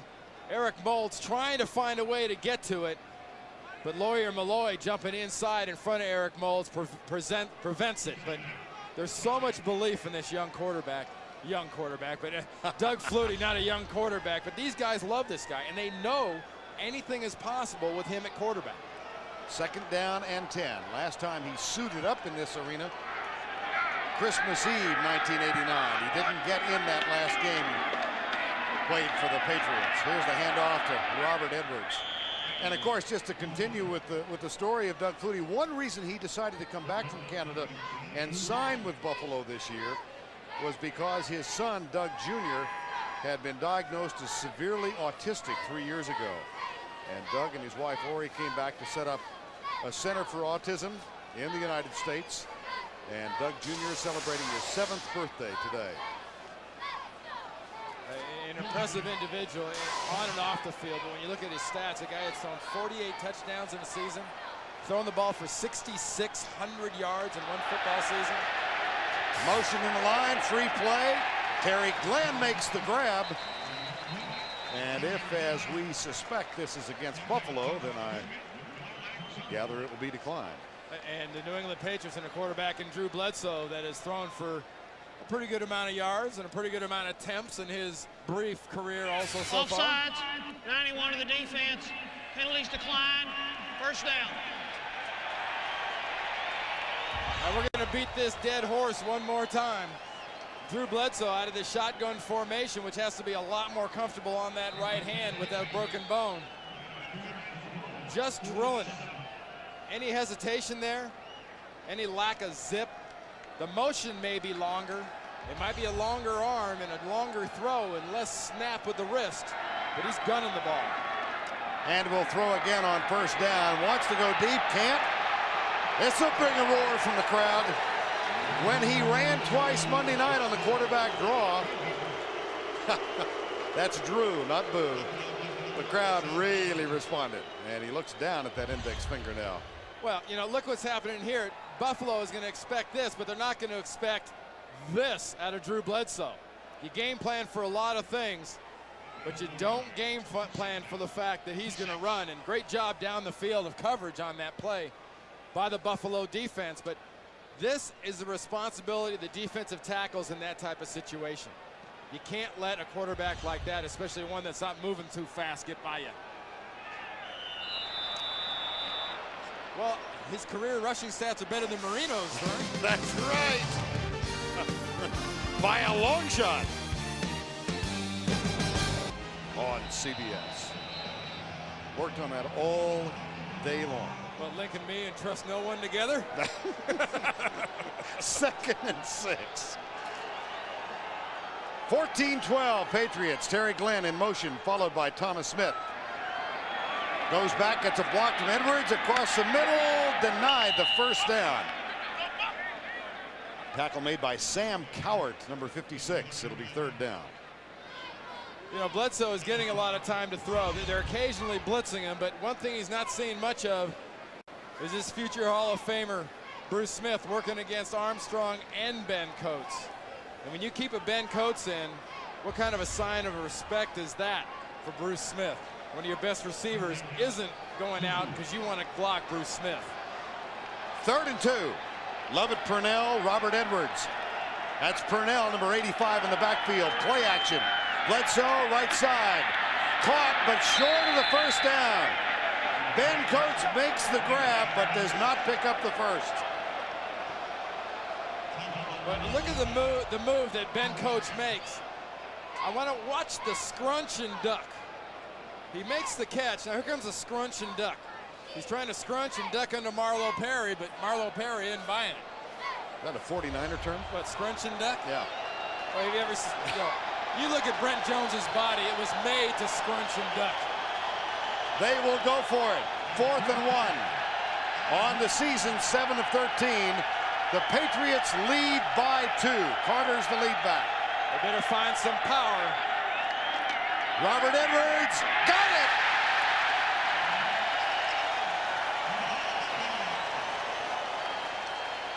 There's an example of good patience by Robert Edwards. Meant to go here, cut back. Bruce Smith, wonderful job of coming down inside, but Bruce Armstrong is all over him. He opens that side up for Pete Carroll in the offense. What a matchup between Smith and Armstrong. Smith made that great move, but Armstrong was all over him. Bruce Armstrong in his 12th year. Bruce Smith in his 14th year. Friends in the offseason, competitors again today. On first down, Robert Edwards up the middle, inside the 30. And stopped after a 7-yard gain at the 26. In this second half, I got to think that maybe Pete Carroll had mentioned to that offensive line and Mr. Edwards that we are not running the ball effectively. Remember, Robert Edwards had 13 yards in the first half. Has he had great big yards since then? Well, very important yards. He's made some first downs when they've really needed it, and they punched the ball through a couple times when they had to have it. 5:33 to go, 3rd quarter. Patriots by 2 with the 2nd down and 3.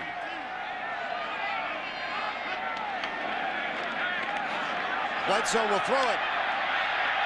Drills it, almost picked off at the 15-yard line. Gabe Northern, number 99. Well, Gabe Northern almost pulls this off and almost pulls it down for an interception. And by almost doing it, watch the right side of the screen and watch where the ball goes when he doesn't catch it. Northern is looking at Bledsoe the whole way. And that ball almost squirts out. 3rd down, 3. At the 27.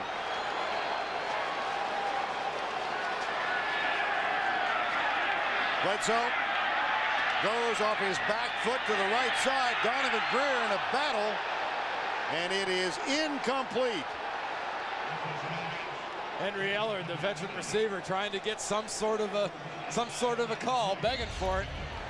Drew Bledsoe just putting this ball up where somebody can get at it, because Henry Ellard there, number 17,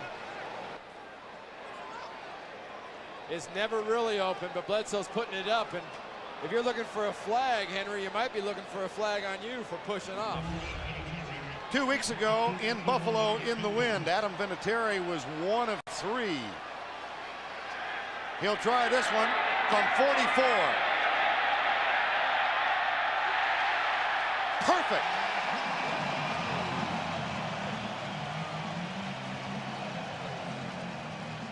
The lead is 5. 17-12 with 5:06 to go in the 3rd. 5:06 to go, 3rd quarter. Adam Vinatieri authored the 44-yard field goal and will kick off now. Kevin Williams is the deep man. This one taken short at the 13-yard line. Williams skips out across to 30, tackled at the 33. Let's go back and take another look at that field goal. Well, we talk about quarterbacks all the time, Vern, dropping the ball over the top and having that touch to just put it in there. Look at Vinatieri's field goal. Thank goodness for him, it wasn't a 45-yard attempt. Once again, never a doubt. How about Pete Carroll? Think he had any? Now Buffalo trailing by 5, 1st down at the Bill 33. Backs in the eye. Flutie audibly.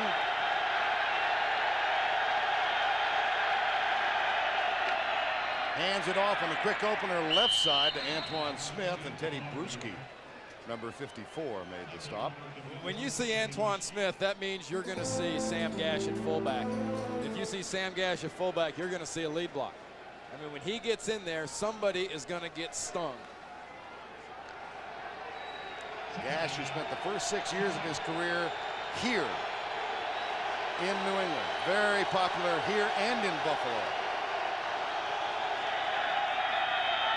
Here's Flutie, steps up, scrambles. Down at the 41-yard line. The tackle made by Chris Sullivan, number 74. You talk about Doug Flutie, and when he steps up, who's got to have him? Well, usually it's the spy guy. When you say a spy guy, it's a guy whose job is just to stay with him. He runs by Chad Eaton, gets by Chris Sullivan, but there's Teddy Bruschi, 54. His job is to be the spy guy and not let him get that first down. 3rd and 2 with under 4 to go, third quarter in a 5-point game. Thurman Thomas is the running back. Reamersman, the tight end, is the motion man. And Flutie with a quick setup comes right. Andre Reed, and there was a battle for position. A flag is thrown. This one could go either way. There was bumps and pushes on both sides. This was not a clear one guy got the better of it deal.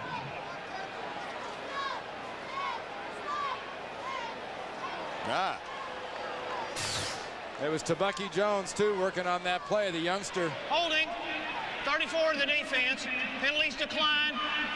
First down. And Tabucky Jones is getting more playing time. He's got the speed. What he also has is really a good amount of strength. Problem is, he can chuck people, he can hit them, and when they hit, they stay hit. One-time reserve running back at Syracuse made the conversion to strong safety last year, and now trying to make it as a corner and a second-round draft pick. After the 23-yard gain, here's a handoff to Antoine Smith to the 35. Right now, let's check in with Jim Nantz in New York. Thank you, Vernon Randy. Watch John Kitna almost get taken down by Tennessee, but gets it away in time to Joey Galloway. Touchdown, Seattle, and the Seahawks have taken the lead now with 2:55 to go in the third. Back to you. All right, Dennis Erickson telling us last week his best chance to win was with Warren Moon, and then after the loss in Dallas made the change. And that Joey Galloway is going to be pretty good for the NFL if he ever gets out of that witness protection program in Seattle. 2nd down and 9 out of the shotgun. Flutie. Across the middle, Eric Moulds. Inside the 20 to the 18-yard line. Well, Eric Moulds so far today has done a little bit of everything. He's caught the little ones and taken them a long way. He's knocked them down one-handed them and taken them 84 yards. And here's another case of Doug Flutie getting the ball real quick to Eric Moulds in air and letting him create. 7 for 170 today for Eric Moulds. The highlight, of course, an 84-yard touchdown catch. On 1st down, Flutie with play fake. Scrambles left. He's got a lot of room to run. Chased by Bruschi, and is out of bounds inside the 10 at the 8-yard line. Look at Teddy Bruschi looking at Doug Flutie at the end of that run. That was frustration. Look at him right there. He's saying, man, how do I stay with this guy? There's Bruschi, 54, in the middle of the screen. Look at him staring at the quarterback. Getting good blocking up front.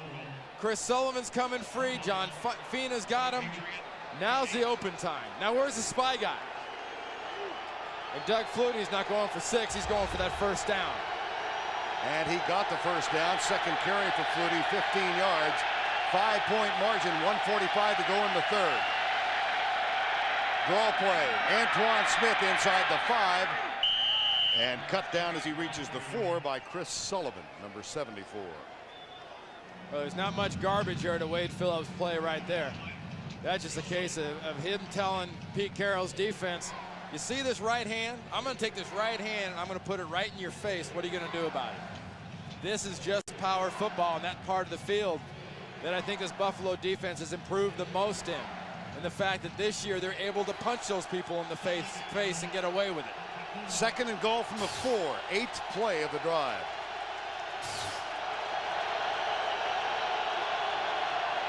Flutie on the roll. Drills it. Incomplete. Ty Law was the defender. And Eric Moles was the intended receiver, and he is just begging for a holding call on Ty Law. Look at Bruschi spying on Doug Flutie. Flutie trying to get the ball to Moles. And Ty Law has position inside of Eric Moles and had a real good shot at getting that one. And then the begging starts from Moles. 3rd and goal.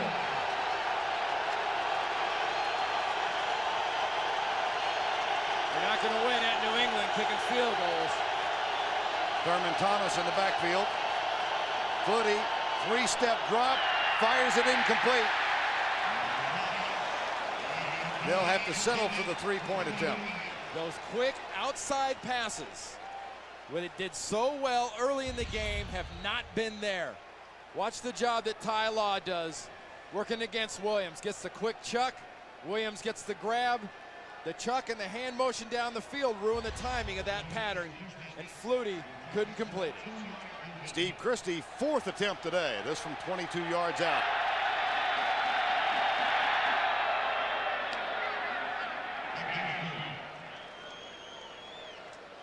Tepid applause from Wade Phillips with 50 seconds to go in the 3rd.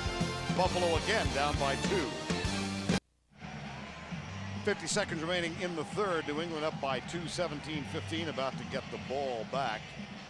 Doug Flutie has now thrown for his personal best in the National Football League, 294 yards. Christie, who just kicked the short field goal, will kick off.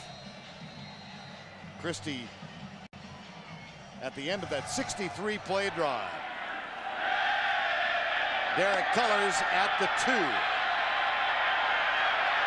Circling right, tries to get outside. Marlo Perry says no. And Cullors knocked out of bounds just across the 20. Monday on CBS, Rudolph. Yes. That Rudolph the Red-Nosed Reindeer, is that the one with Burl Ives does the voice? I watched Rudolph the Red-Nosed Reindeer. I think it's this one, when I was a little kid. I like the fact that you made a stab at it. No, absolutely. 1st down and 10. Bledsoe steps up, got him. Ted Washington got to Drew Bledsoe. And that's just pure power. That is Teddy Washington right there, number 92, working over Wolabaugh. Dave Wolabaugh's got that left hand out of a cast now where he can actually kind of grab and work with his hands, but look at that big left arm just throw Wolabaugh aside.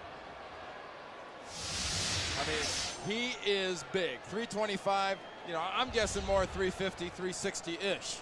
It's not even a solid 360-ish. But, you know, this guy can run sideline to sideline, and they don't care how big Ted is as long as he can play. Loss of 5, 2nd and 15. Bledsoe got him for the 3rd time today. Back-to-back sacks for the Bills. This time it's Bruce Smith. Bruce Smith. Drew Bledsoe says, you know, I've been lucky. My Bruce has done pretty well.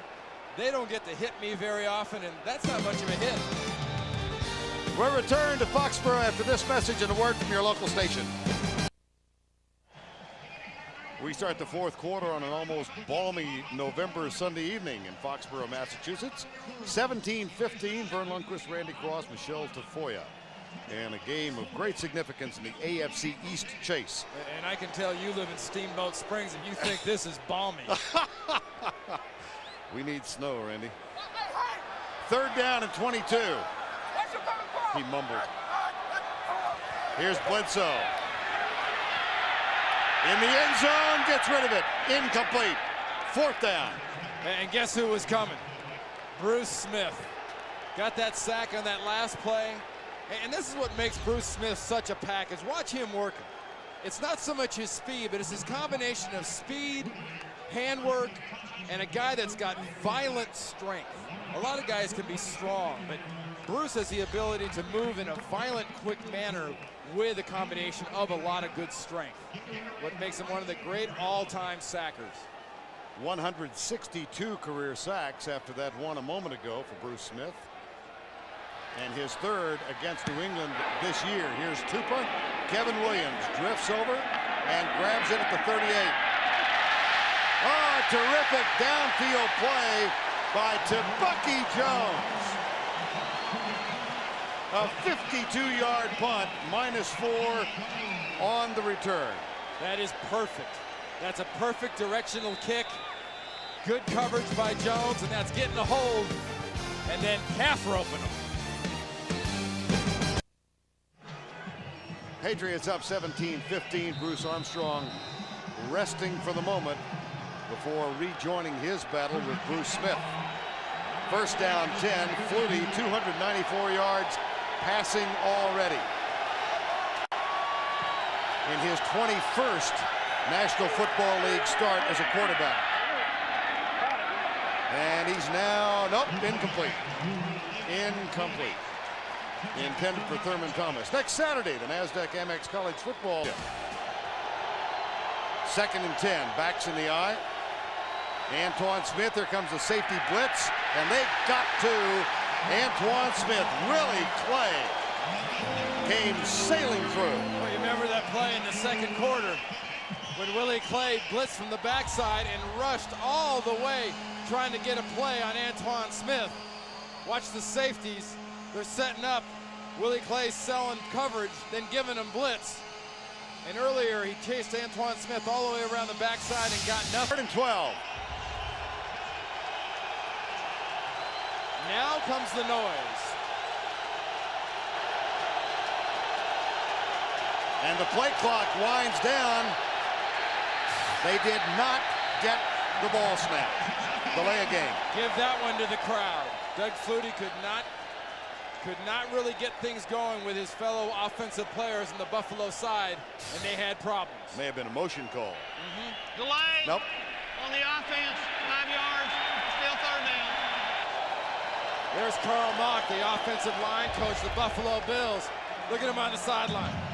This guy's done a fabulous job this year coaching this offensive line. And, you know, line coaches don't recognize noise. They don't recognize cold. They don't recognize pain. They don't recognize injuries. That's not in their wheelhouse. Sounds like you've had a little experience. Carl Mock was one of the all-time tough guys at offensive line. 3rd and 17. 3-man rush. They drop 8. Flutie goes deep. Eric Moulds wants a flag, and there is a flag at the 42. Now we'll see against whom. Well, you got Eric Moulds and Thurman Thomas pointing one direction. The Patriots think otherwise, but there was some contact right there at the end of the bench.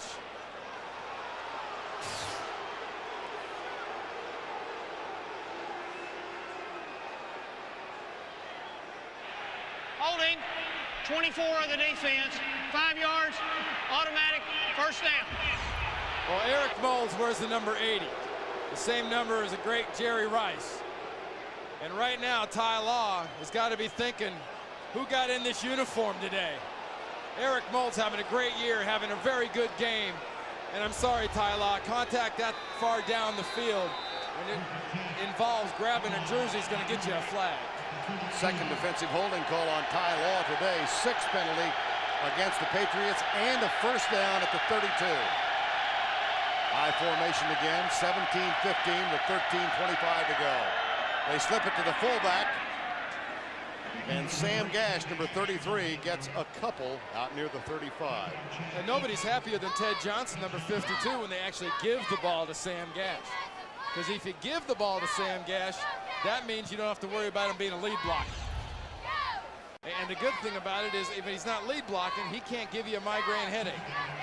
Because this guy is a migraine headache in cleats. Chris Sullivan makes a good tackle. Eaton gets there. Johnson gets there. 2nd down, 6. Flutie back with time. A lot of protection. He'll scramble, but not very far. Chad Eaton reached out, grabbed the jersey, and dropped him. Well, there was also a slight matter of Reuben Brown, the left guard for Buffalo. Watch Reuben Brown, left guard, and watch Doug Flutie. Good job by the offensive line pushing the rush by him. But Chad Eaton gets to him because he runs into Reuben Brown. See, there's a nice job by Eaton of keeping Flutie in front of him and not getting by him on the pass rush. 3rd and 4.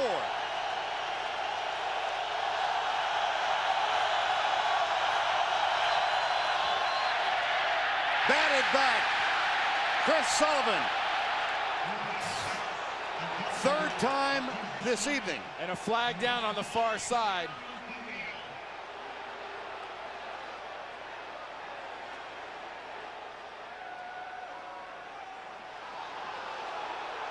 New England.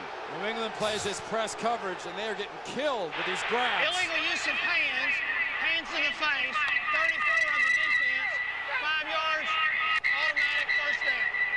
Penalty against Bucky Jones, working against Thurman Thomas, lined up outside as a receiver. Watch the hands. Good call. Good call. Those hands went right to the face. That's thrown with authority, too, by our side judge. I mean, Terry McCauley, number 77, was in your screen. Came from down deep with that flag, but that was a good call. You can't put your hands in the face.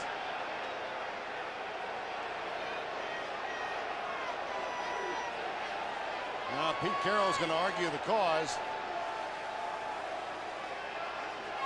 1st and 10 with 12:03 to go in the ball game.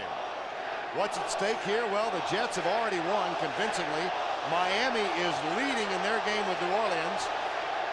New England leading by 2 here, but they need a win to pull into a tie with Buffalo with 4 games remaining after this afternoon. That's something Steve Sidwell, the defensive coordinator, said about Bucky Jones. Very strong, uses his hands very well. He's trying to hit Thurman Thomas in the chest. Hand slipped up, got in the face. And after a rather lengthy conversation, we'll get an 5-yard interpretation. penalty from the previous spot, an automatic first down.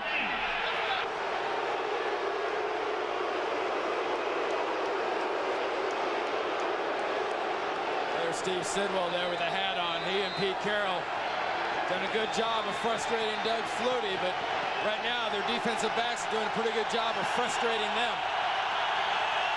1st down 10. Flutie, deep for Reed, got it! Andre Reed at the 35, there's another flag down in the backfield. This one might be coming back. Oh, it's definitely, it's against Buffalo.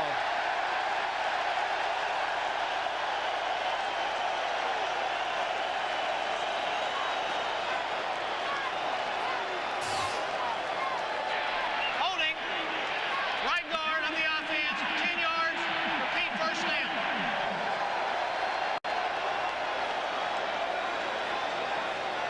Well, the right guard would be Joe Panos, number 72. Just to the right of the screen. Dusty Ziegler is working against Henry Thomas. Joe Panos goes away.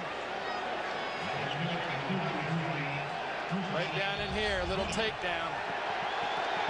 And a 1st and 20 with 11:45 to go. 5 receivers now for the Buffalo Bills. 3-man rush.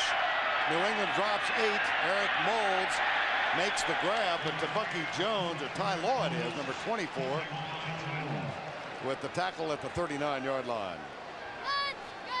The way Eric Moulds is going today, though, you got to think most of this crowd is holding their breath every time this guy makes a catch, whether it's 20 yards down the field, 10 yards down the field, or 2 or 3 yards down the field like that last play. 2nd down and 14 as we near the 11-minute mark. Again, a 3-man rush. They stunt. Flutie runs. The flag is down. This one might be coming back as well. Flutie crosses the 50 out of bounds at the 48. John Fina was working against Chad Eaton. Looked like he threw him down on the ground, and when a lineman goes down that fast, officials automatically think hold, and Carl Mock is going to help him out. Number 70 of the offense, 10 yards, repeat 2nd down. Left tackle, number 70, John Fina. There's Eaton, grab on the back, twist around, and throw down. When you're that exposed and there's no end around you and there's no running back around you and there's no room around you, you can't do that. They will call that 99.9% of the time. And Carl Mock, the offensive line coach, obviously didn't like it, but that was an easy call. And as a result, 2nd down, 24.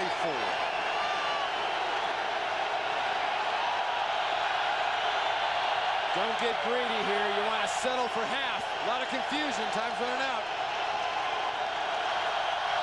I don't think Flutie wanted to get up under center, but he had to.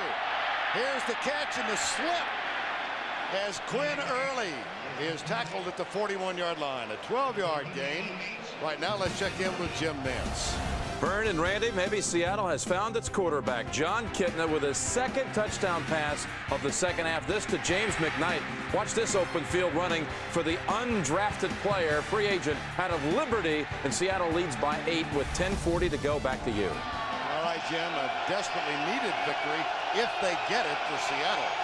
Trying to climb back to 500. 3rd and 12 here.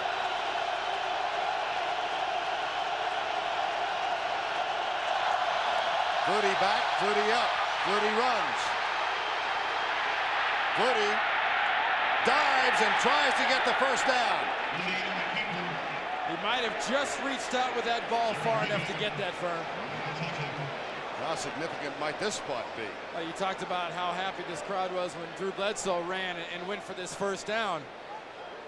Watch the job that Flutie does and the job that the defensive line, the rush, does not do. Chad Eaton is collapsed there by Reuben Brown. That enables Flutie to get to the outside. Slade can't get him. Look at the reach. The reach back with the ball is what got him close, as they're going to measure again. Watch this left hand as he flips around and reaches with the left arm. Look at him with that thing, reaching it out towards that 1st down marker. Now did he get it?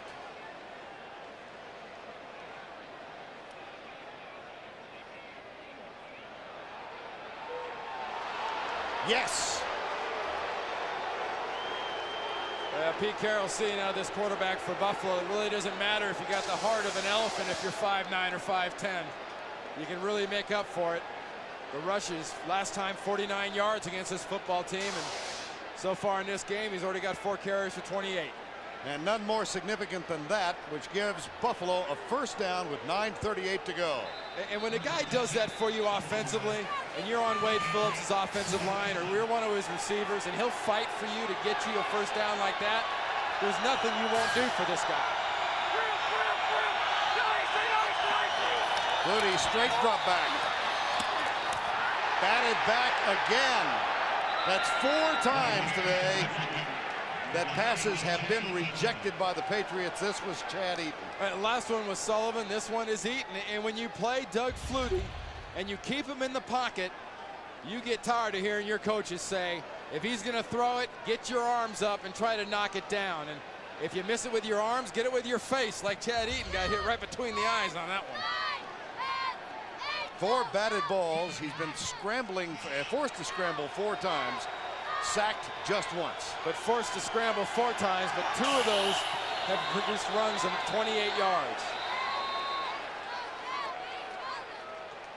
Flutie didn't like what he saw defensively, calls time. Or was it New England? It was. All right, let's not count the 2 guys going off. For those 2, there's 1, 2, 3, 4, 5, 6, 7, 8, 9, 10, 11, 12. That's why that timeout was called. They had 14 on the field. Pete Carroll's defense knew they could get those 2 guys off, but they still had 1 too many. 1 timeout left for Pete Carroll's Patriots now. Buffalo has all 3. That's big with over 9 minutes to go in the 4th quarter. You're up by 2, but you're down to 1 timeout. Doug Flutie has thrown for 312 yards already. Comes left, and it's behind Andre Reed, who is doing battle with Tebucky Jones. Wow, Lawyer Malloy just made a speed bump out of Thurman Thomas.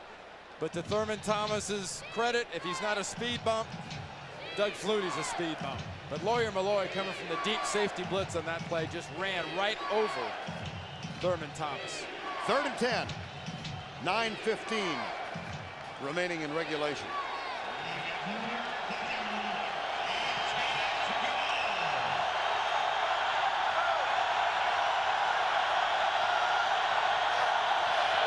Blitz. Flutie rolls right. Chased by Brewski. Caught. Kevin Williams at the 25. A 22-yard gain.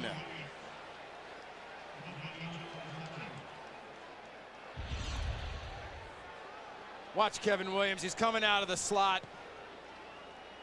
Doug Flutie rolls right. You want to talk about timing and edge? Look at Steve Israel. He's practically got his arms covering any kind of space that Doug Flutie could have possibly seen. And in spite of that, with the scramble, they picked up the blitz. Doug Flutie is magic for the Buffalo Bills. Williams with 4 catches. First down and 10. Flutie, they hand it off. Thurman Thomas. And 2 flags thrown in the end zone. Might be too many guys on the field again for the New England's defense.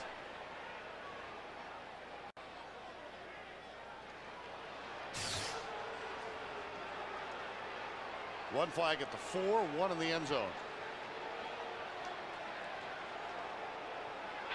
Illegal substitution, 12 men on the defense. It's a 5-yard penalty, still first down. When you say illegal substitutions, the defense is not allowed to have extra people on the field at 1, 2, 3, 4, 5, 6, 7, 8, 9, 10, 11, 12. That's just one too many substitution. That is an illegal substitution. And it's the second time it's happened for Pete Carroll's team on this defensive stand. There's a lot of things inexcusable at the last couple of drives for this defense. Those things should not happen. First and 5. Thurman Thomas cuts it up inside the 20 to the 19-yard line. The movie is Maureen O'Hara. Really? Yeah. You're just a fountain of information. I read the living section.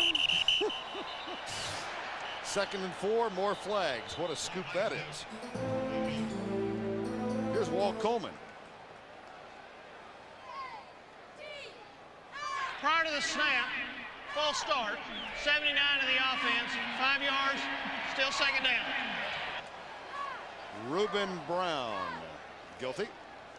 Well, the Jets won convincingly over Carolina to go to 8-4. Buffalo, New England do battle here.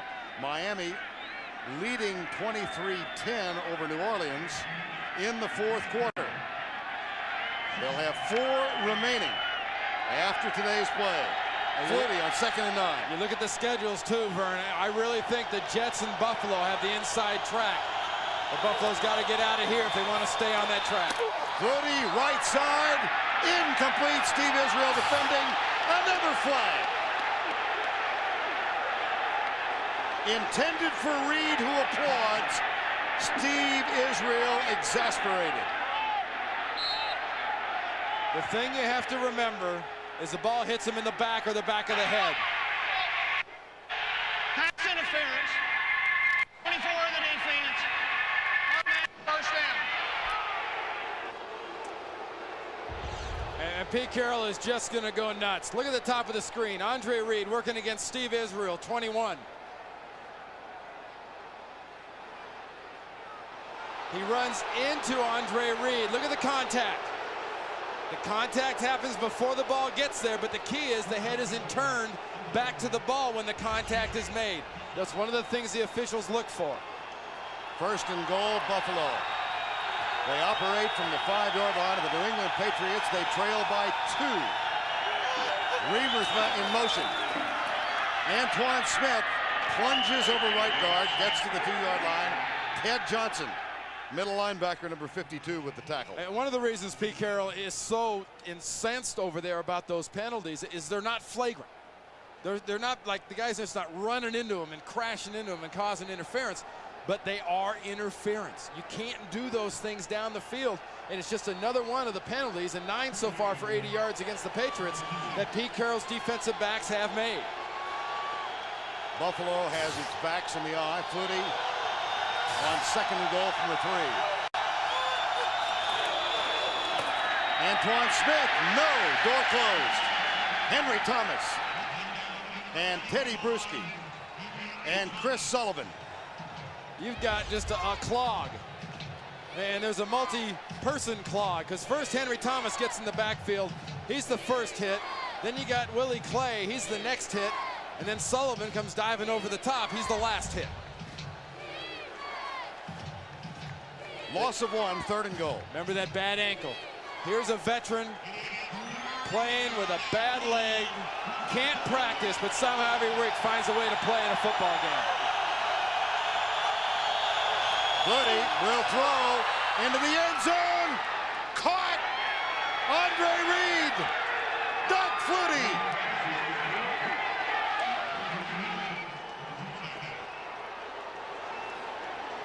They're going to go for 2. Remember Doug Flutie talking about touch, talking about being able to get there.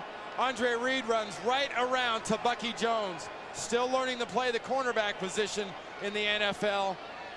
And a solid old veteran in Doug Flutie and another old veteran in Andre Reed just gave him a little bit of an education and welcome. Wade Phillips, chatting with us last night, said when they gave thanks on Thanksgiving afternoon, he said, thanks for health, thanks for family, thanks for all things American, and that little Canadian quarterback. Doug Flutie, who played in Canada, but of course is a native American. Backs up, drills it, incomplete. Eric Moles is falling and tripping and falling down when that ball got there from Doug Flutie. 6:14 to go in the ball game.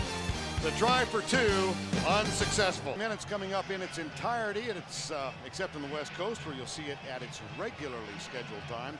60 minutes as soon as this one is in the record books. 21-17 Buffalo. They were down 14-0 at one point. And here's a very high kickoff taken by Derek Cullors. Out to the 37-yard line.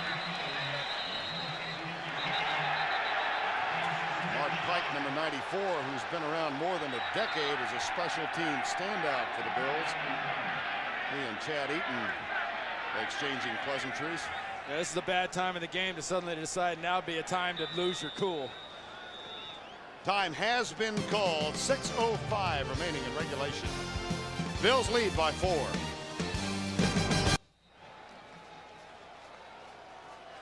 On the Bills sideline, Doug Flutie doing a little lower back stretching exercises. You see his numbers for the day. 338 yards now. Drew Bledsoe on 1st down and 10. Bledsoe deep left side, incomplete. Intended for Coates. Flag. Marlo Perry, number 58. That's called by the back judge. That is his call, watching that tight end working against Marlo Perry, the linebacker.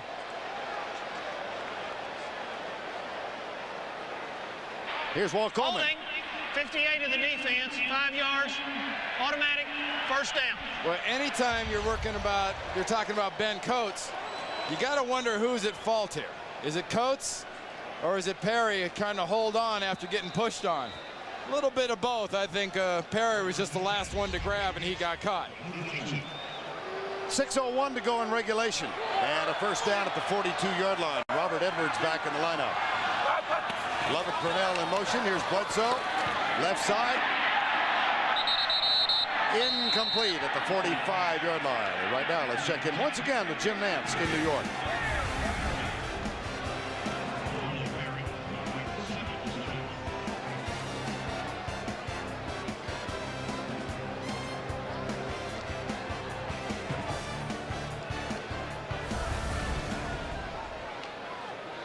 (21-17) Buffalo leads it. 5:56 remaining in regulation.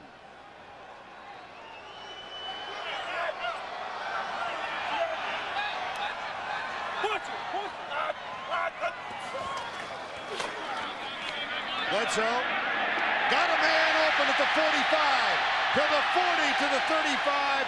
Terry Glenn. And a flag down at the end of the play. Terry Glenn was begging for a flag as he went to the ground. Makes you think it had to be a face mask. 5 or 15. As hard and as fast as he went to the ground, it was being grabbed. As he was jerked down to the ground. Personal foul, grasping and twisting the face mask on the defense, 15 yards, 1st down. There's Terry Glenn, top of the screen, working against Ken Irvin. Comes open. Now watch the end for the penalty. Good job by Glenn. That's Kurt Schulz right there, 24. The safety comes in. Right there, grasp it and twist it with the head around, and that's why it's a 15. That's the difference. 5:38 remaining in regulation. First down after the penalty at the 20-yard line. Bledsoe, pressure coming. Sacked at the 31. Wayne Simmons, cut by Kansas City less than a month ago and signed as a free agent by the Bills, gets the sack. Yeah, almost one of those plays when you're watching at home on TV, you want to yell, look out, because you know the guy's got the shot right here.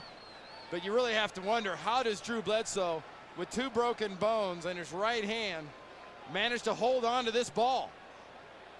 It's incredible. Great job by Wayne Simmons, but good presence of mind by Drew Bledsoe to hold on to that football. Clock unraveling with 5:05 to go. Second down and 19.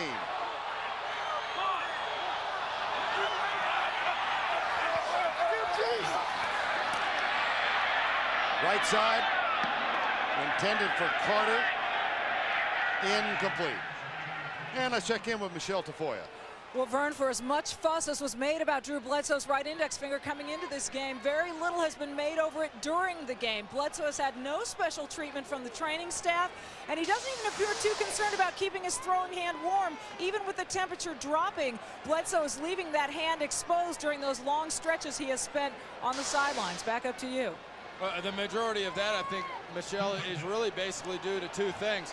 One, the nature of the competitive guy that Drew is. He doesn't want to recognize that it is that cold. And number 2, I'm not sure he can even feel that finger.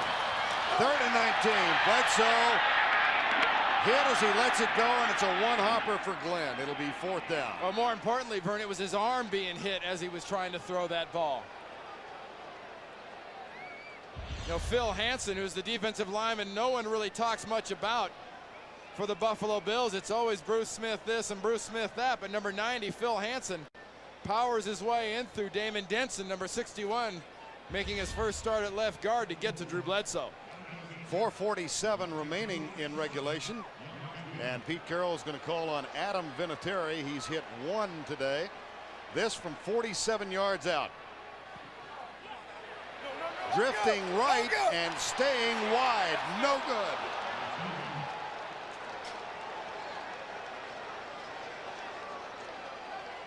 Well, you saw that total yards graphic earlier about how many yards that Buffalo had and how many that New England had. A significant amount of New England deficit in the yards. But Buffalo has had the ball. They've held onto the ball. They've made something of it when they did. And New England has not managed to make something of it when they've had their shots here the last couple possessions. And the reaction from Wade Phillips. There's a little emotion. And there's a little frustration. And now's the time to let that big offensive line pound the ball. Antoine Smith to the 40. On. Vern, this type of the field, offensive line comes off, Sam Gash lead blocks, and Antoine Smith runs with 2 hands on the ball. Last thing you want is a bad handoff or a fumble. Look at the total yards. 417 for Buffalo. New England 207. Very impressive of what Drew Bledsoe did by coming and playing in this game and passing for a moderate amount of yards. But I can't think that Drew Bledsoe has the problem that they can't run the ball when they've had to.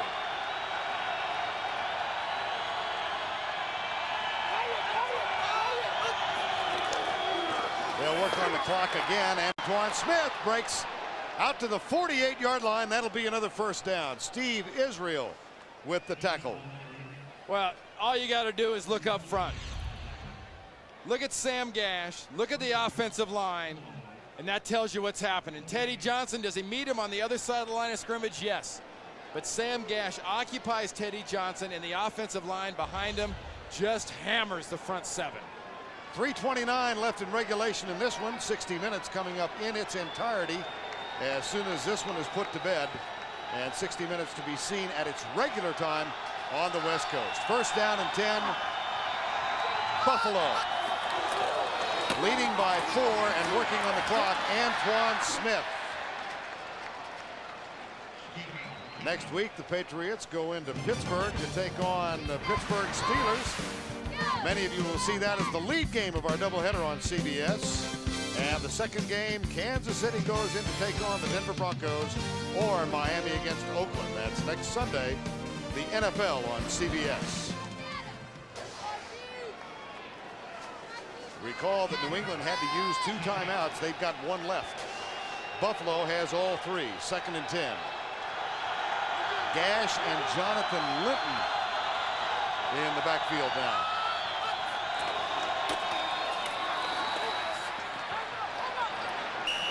And New England's going to want a timeout. Lawyer Malloy hopped up immediately, but what a nice job by New England's defense of stopping that big backfield. I mean, Sam Gash and Linton, you got Linton's about 250, 260. Sam Gash about 235. There's not much finesse to that. 2:24 left in regulation, 21-17. Well, Wade Phillips telling us about Sam Gash, the former Patriot. They inaugurated what they call a Tough Guy Award in Buffalo, and they gave it to Sam Gash the first week. The second week, they gave it to Sam Gash. The third week, they gave it to Sam Gash, so they've changed it now. It's called the Sam Gash Award. Well, you know, Wade Phillips now gets in front of the team and says, and the winner this week of the Sam Gash Award, Sam Gash. 21-17. This is a Buffalo team that was down 14-0 early second quarter. And they fought back behind Doug Flutie to take a lead of 21-17. But remember what we said earlier, though. This team believes. They believe in each other. They believe in Doug Flutie. That's been the biggest difference. 3rd and 8.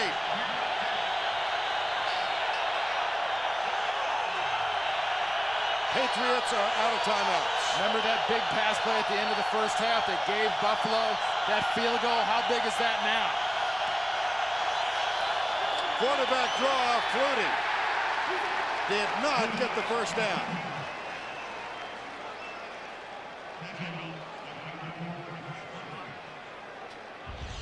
How intense is this quarterback? Watch his feet. He's right there on that helmet emblem in the middle of the field. Kind of zips, spins his tires, and can't get the grip he needs to get the first. We have reached the 2-minute warning in Foxborough.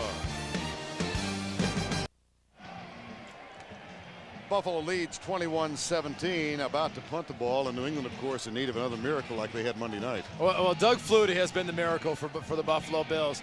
10-0 coming in here in this stadium as a starter, on his way maybe to 11-0. But hey, after Monday night, you got to just ask the question. Drew Bledsoe's got the ball back in his hand. Can he do it again here with 2 minutes?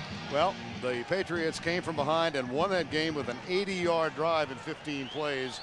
It was during that drive that Drew Bledsoe fractured his index finger. Here's Chris Moore with a high punt and a fair catch called at the 17-18-yard line. Monday night against Miami, Drew Bledsoe completed passes to Sean Jefferson on 4th and 10 and 4th and 7 on that final drive. Remember, Pete Carroll asked him to call a timeout, and he didn't see Carroll or ignored him. And then a 25-yard touchdown to Jefferson to win it. 80 yards, 15 plays. New England beats Miami by 3. Now, there are some who think if they don't win tonight, they've just wasted that whole effort on Monday night. Well, they said 2 weeks ago when they went to Buffalo, if we don't win this one, we're out of it. Now they won last week. They're back to 6-5. It's going to take 10 wins. If they lose tonight, they'll have to do it the hard way. Bledsoe, Coates. Recall, New England does not have any timeouts left. Donovan Greer with the tackle. Ben Coates has to be a second option. You can't keep looking to him. That is going to produce an interception because Henry Jones or a linebacker is going to guess and step in front. Bledsoe back and looking. Finds Derek Cullors. He's one-on-one with Marlo Perry and scoots out to the 39-yard line. Minute 20, decision there was, do I go out of bounds and stop the clock, or do I jet inside and try to get the first down? 2nd and 1. 4-man rush for the Bills. Bledsoe across the middle, incomplete. Intended for colors, covers by Marlo Perry. Drew Bledsoe trying to get his fourth quarter comeback of this season. Well, with 1 minute and 3 seconds left, he's looking at a 3rd and 1 right now. 60 minutes coming up in its entirety as soon as this one is complete, except on the West Coast, where you will see it at its regularly scheduled time. 1:03 to go in regulation. 2 plays are called in the huddle. One for to get the first down, and one if it is a first down. 3rd and 1. Left side, caught, Glenn out of bounds. Stop the clock at the 46 with 1 second less than a minute remaining. That'd be 59, huh? Boy, I'm good at math. Terry Glenn. Look at him working on the inside. Tony Simmons, the rookie up top, clears things out. Ken Irvin can't drag in there fast enough. Thomas Smith makes the tackle. Nice call, play call by Ernie Zampese and the offensive coaches. 21-17, Bledsoe back in the shotgun. This guy's becoming a gunslinger, Vern. He's got the confidence. Flag is down. Bledsoe, shot put. Incomplete pass. Flag thrown on the near side. There was motion up front for the defensive line trying to get after Bledsoe.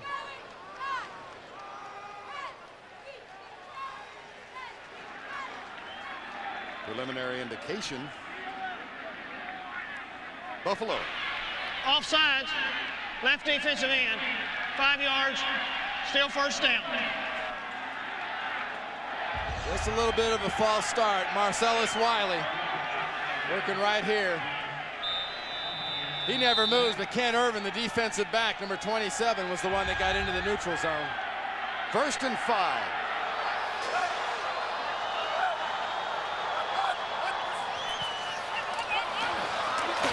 Bledsoe across the middle. Diving catch, Coates.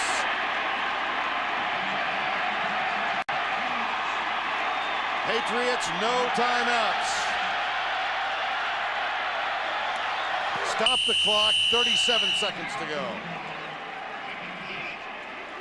Took a little bit too long for Terry Glenn to get out there and line up. They wasted 2-3 seconds.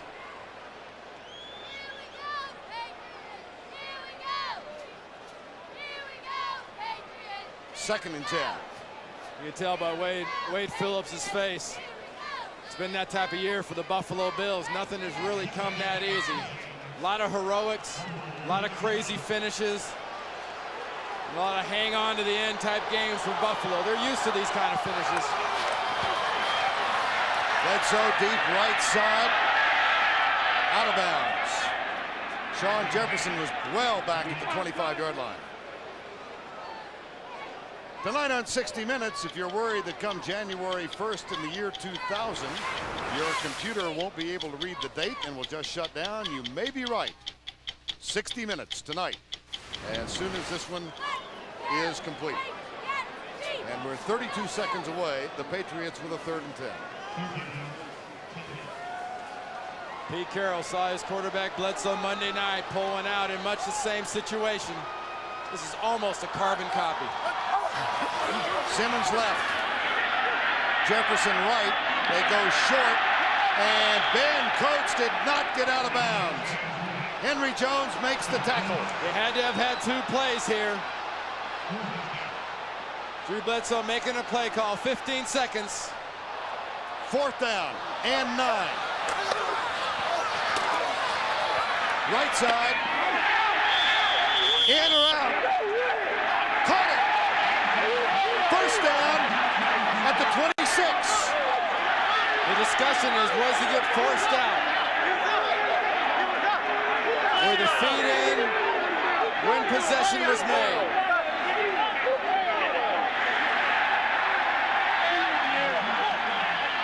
And the answer's in the affirmative. Much like Monday night, Big fourth down play. Ball is gunned to the sideline. I'll tell you what, one more time, I got to see this. Look at the feet. The key is the feet, not the ball. I don't think his feet are down by the time he catches that ball. The Patriots got a gift. 6 seconds. Bledsoe, deep left side. Flag! Flag in the end zone. If that's against Buffalo, the ball comes to the 1-yard line, and New England gets one more play.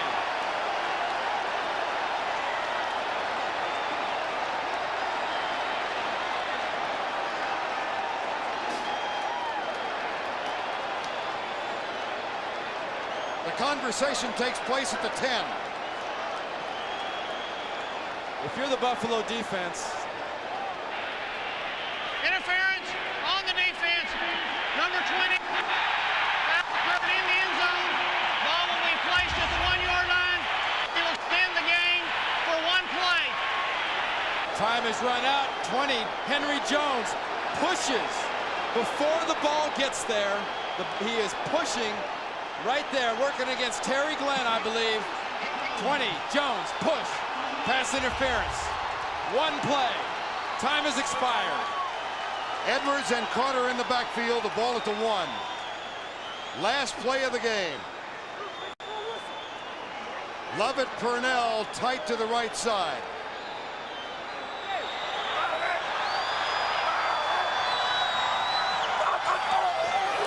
Play action. Bledsoe. Coates, touchdown!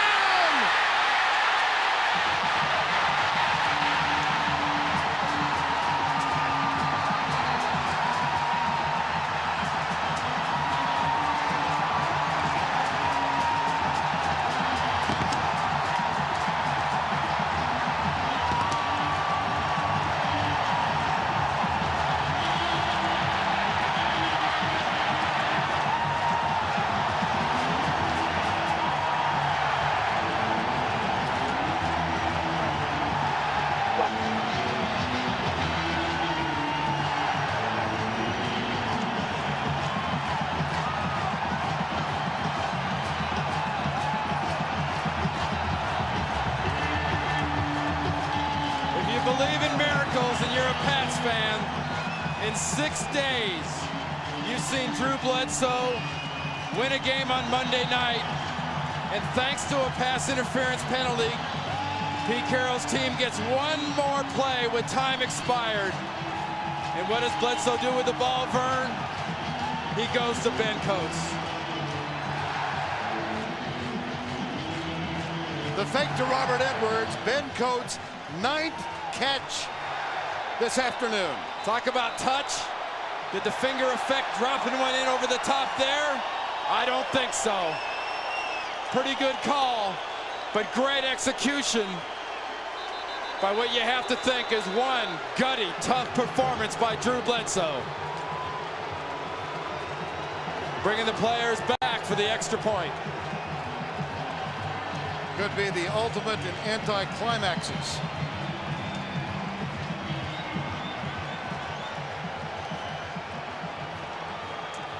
I guarantee you there's players in there that are already undressed. They've got their shoulder pads off. On Monday night, 80 yards in 15 plays. The touchdown catch was made by Sean Jefferson from 25 yards out. Now, with the help of an interference call on Henry Jones, the Patriots get one last play. Bledsoe fakes the ball to Robert Edwards and finds Mr. Reliable Ben Coates the 43rd time. Bledsoe and Coates have collaborated on a touchdown. Vern, you're playing the New England Patriots. Drew Bledsoe has one pass in his pocket to beat you with no time left.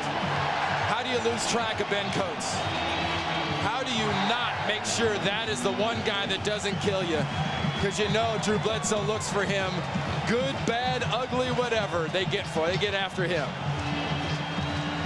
We are getting a report from the field that Buffalo is refusing to come back out for the extra point try. These are two of the greatest finishes in the history of this franchise within 6 days, back-to-back games.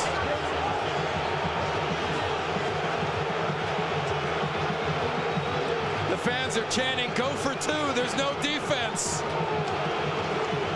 On the Buffalo go-ahead touchdown, New England was found guilty of 3 penalties by the defensive secondary. That helped set up the Buffalo go-ahead.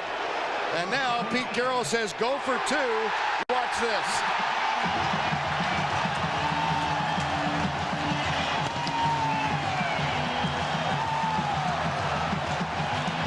Bledsoe to Coates again. Set up on the 1. There's no time left. Drew Bledsoe is gonna go to Ben Coates. Marlo Perry cannot quite get there. A beautiful touch pass by Drew Bledsoe. Perfectly placed. 2 weeks back-to-back. Perfect timing and gutty performance. And the despair of Wade Phillips on the Buffalo sideline. Ted Cottrell, the defensive coordinator, you can just see him saying no, no. Back-to-back wins for the New England Patriots. Monday night and Sunday night. New England wins it by 4.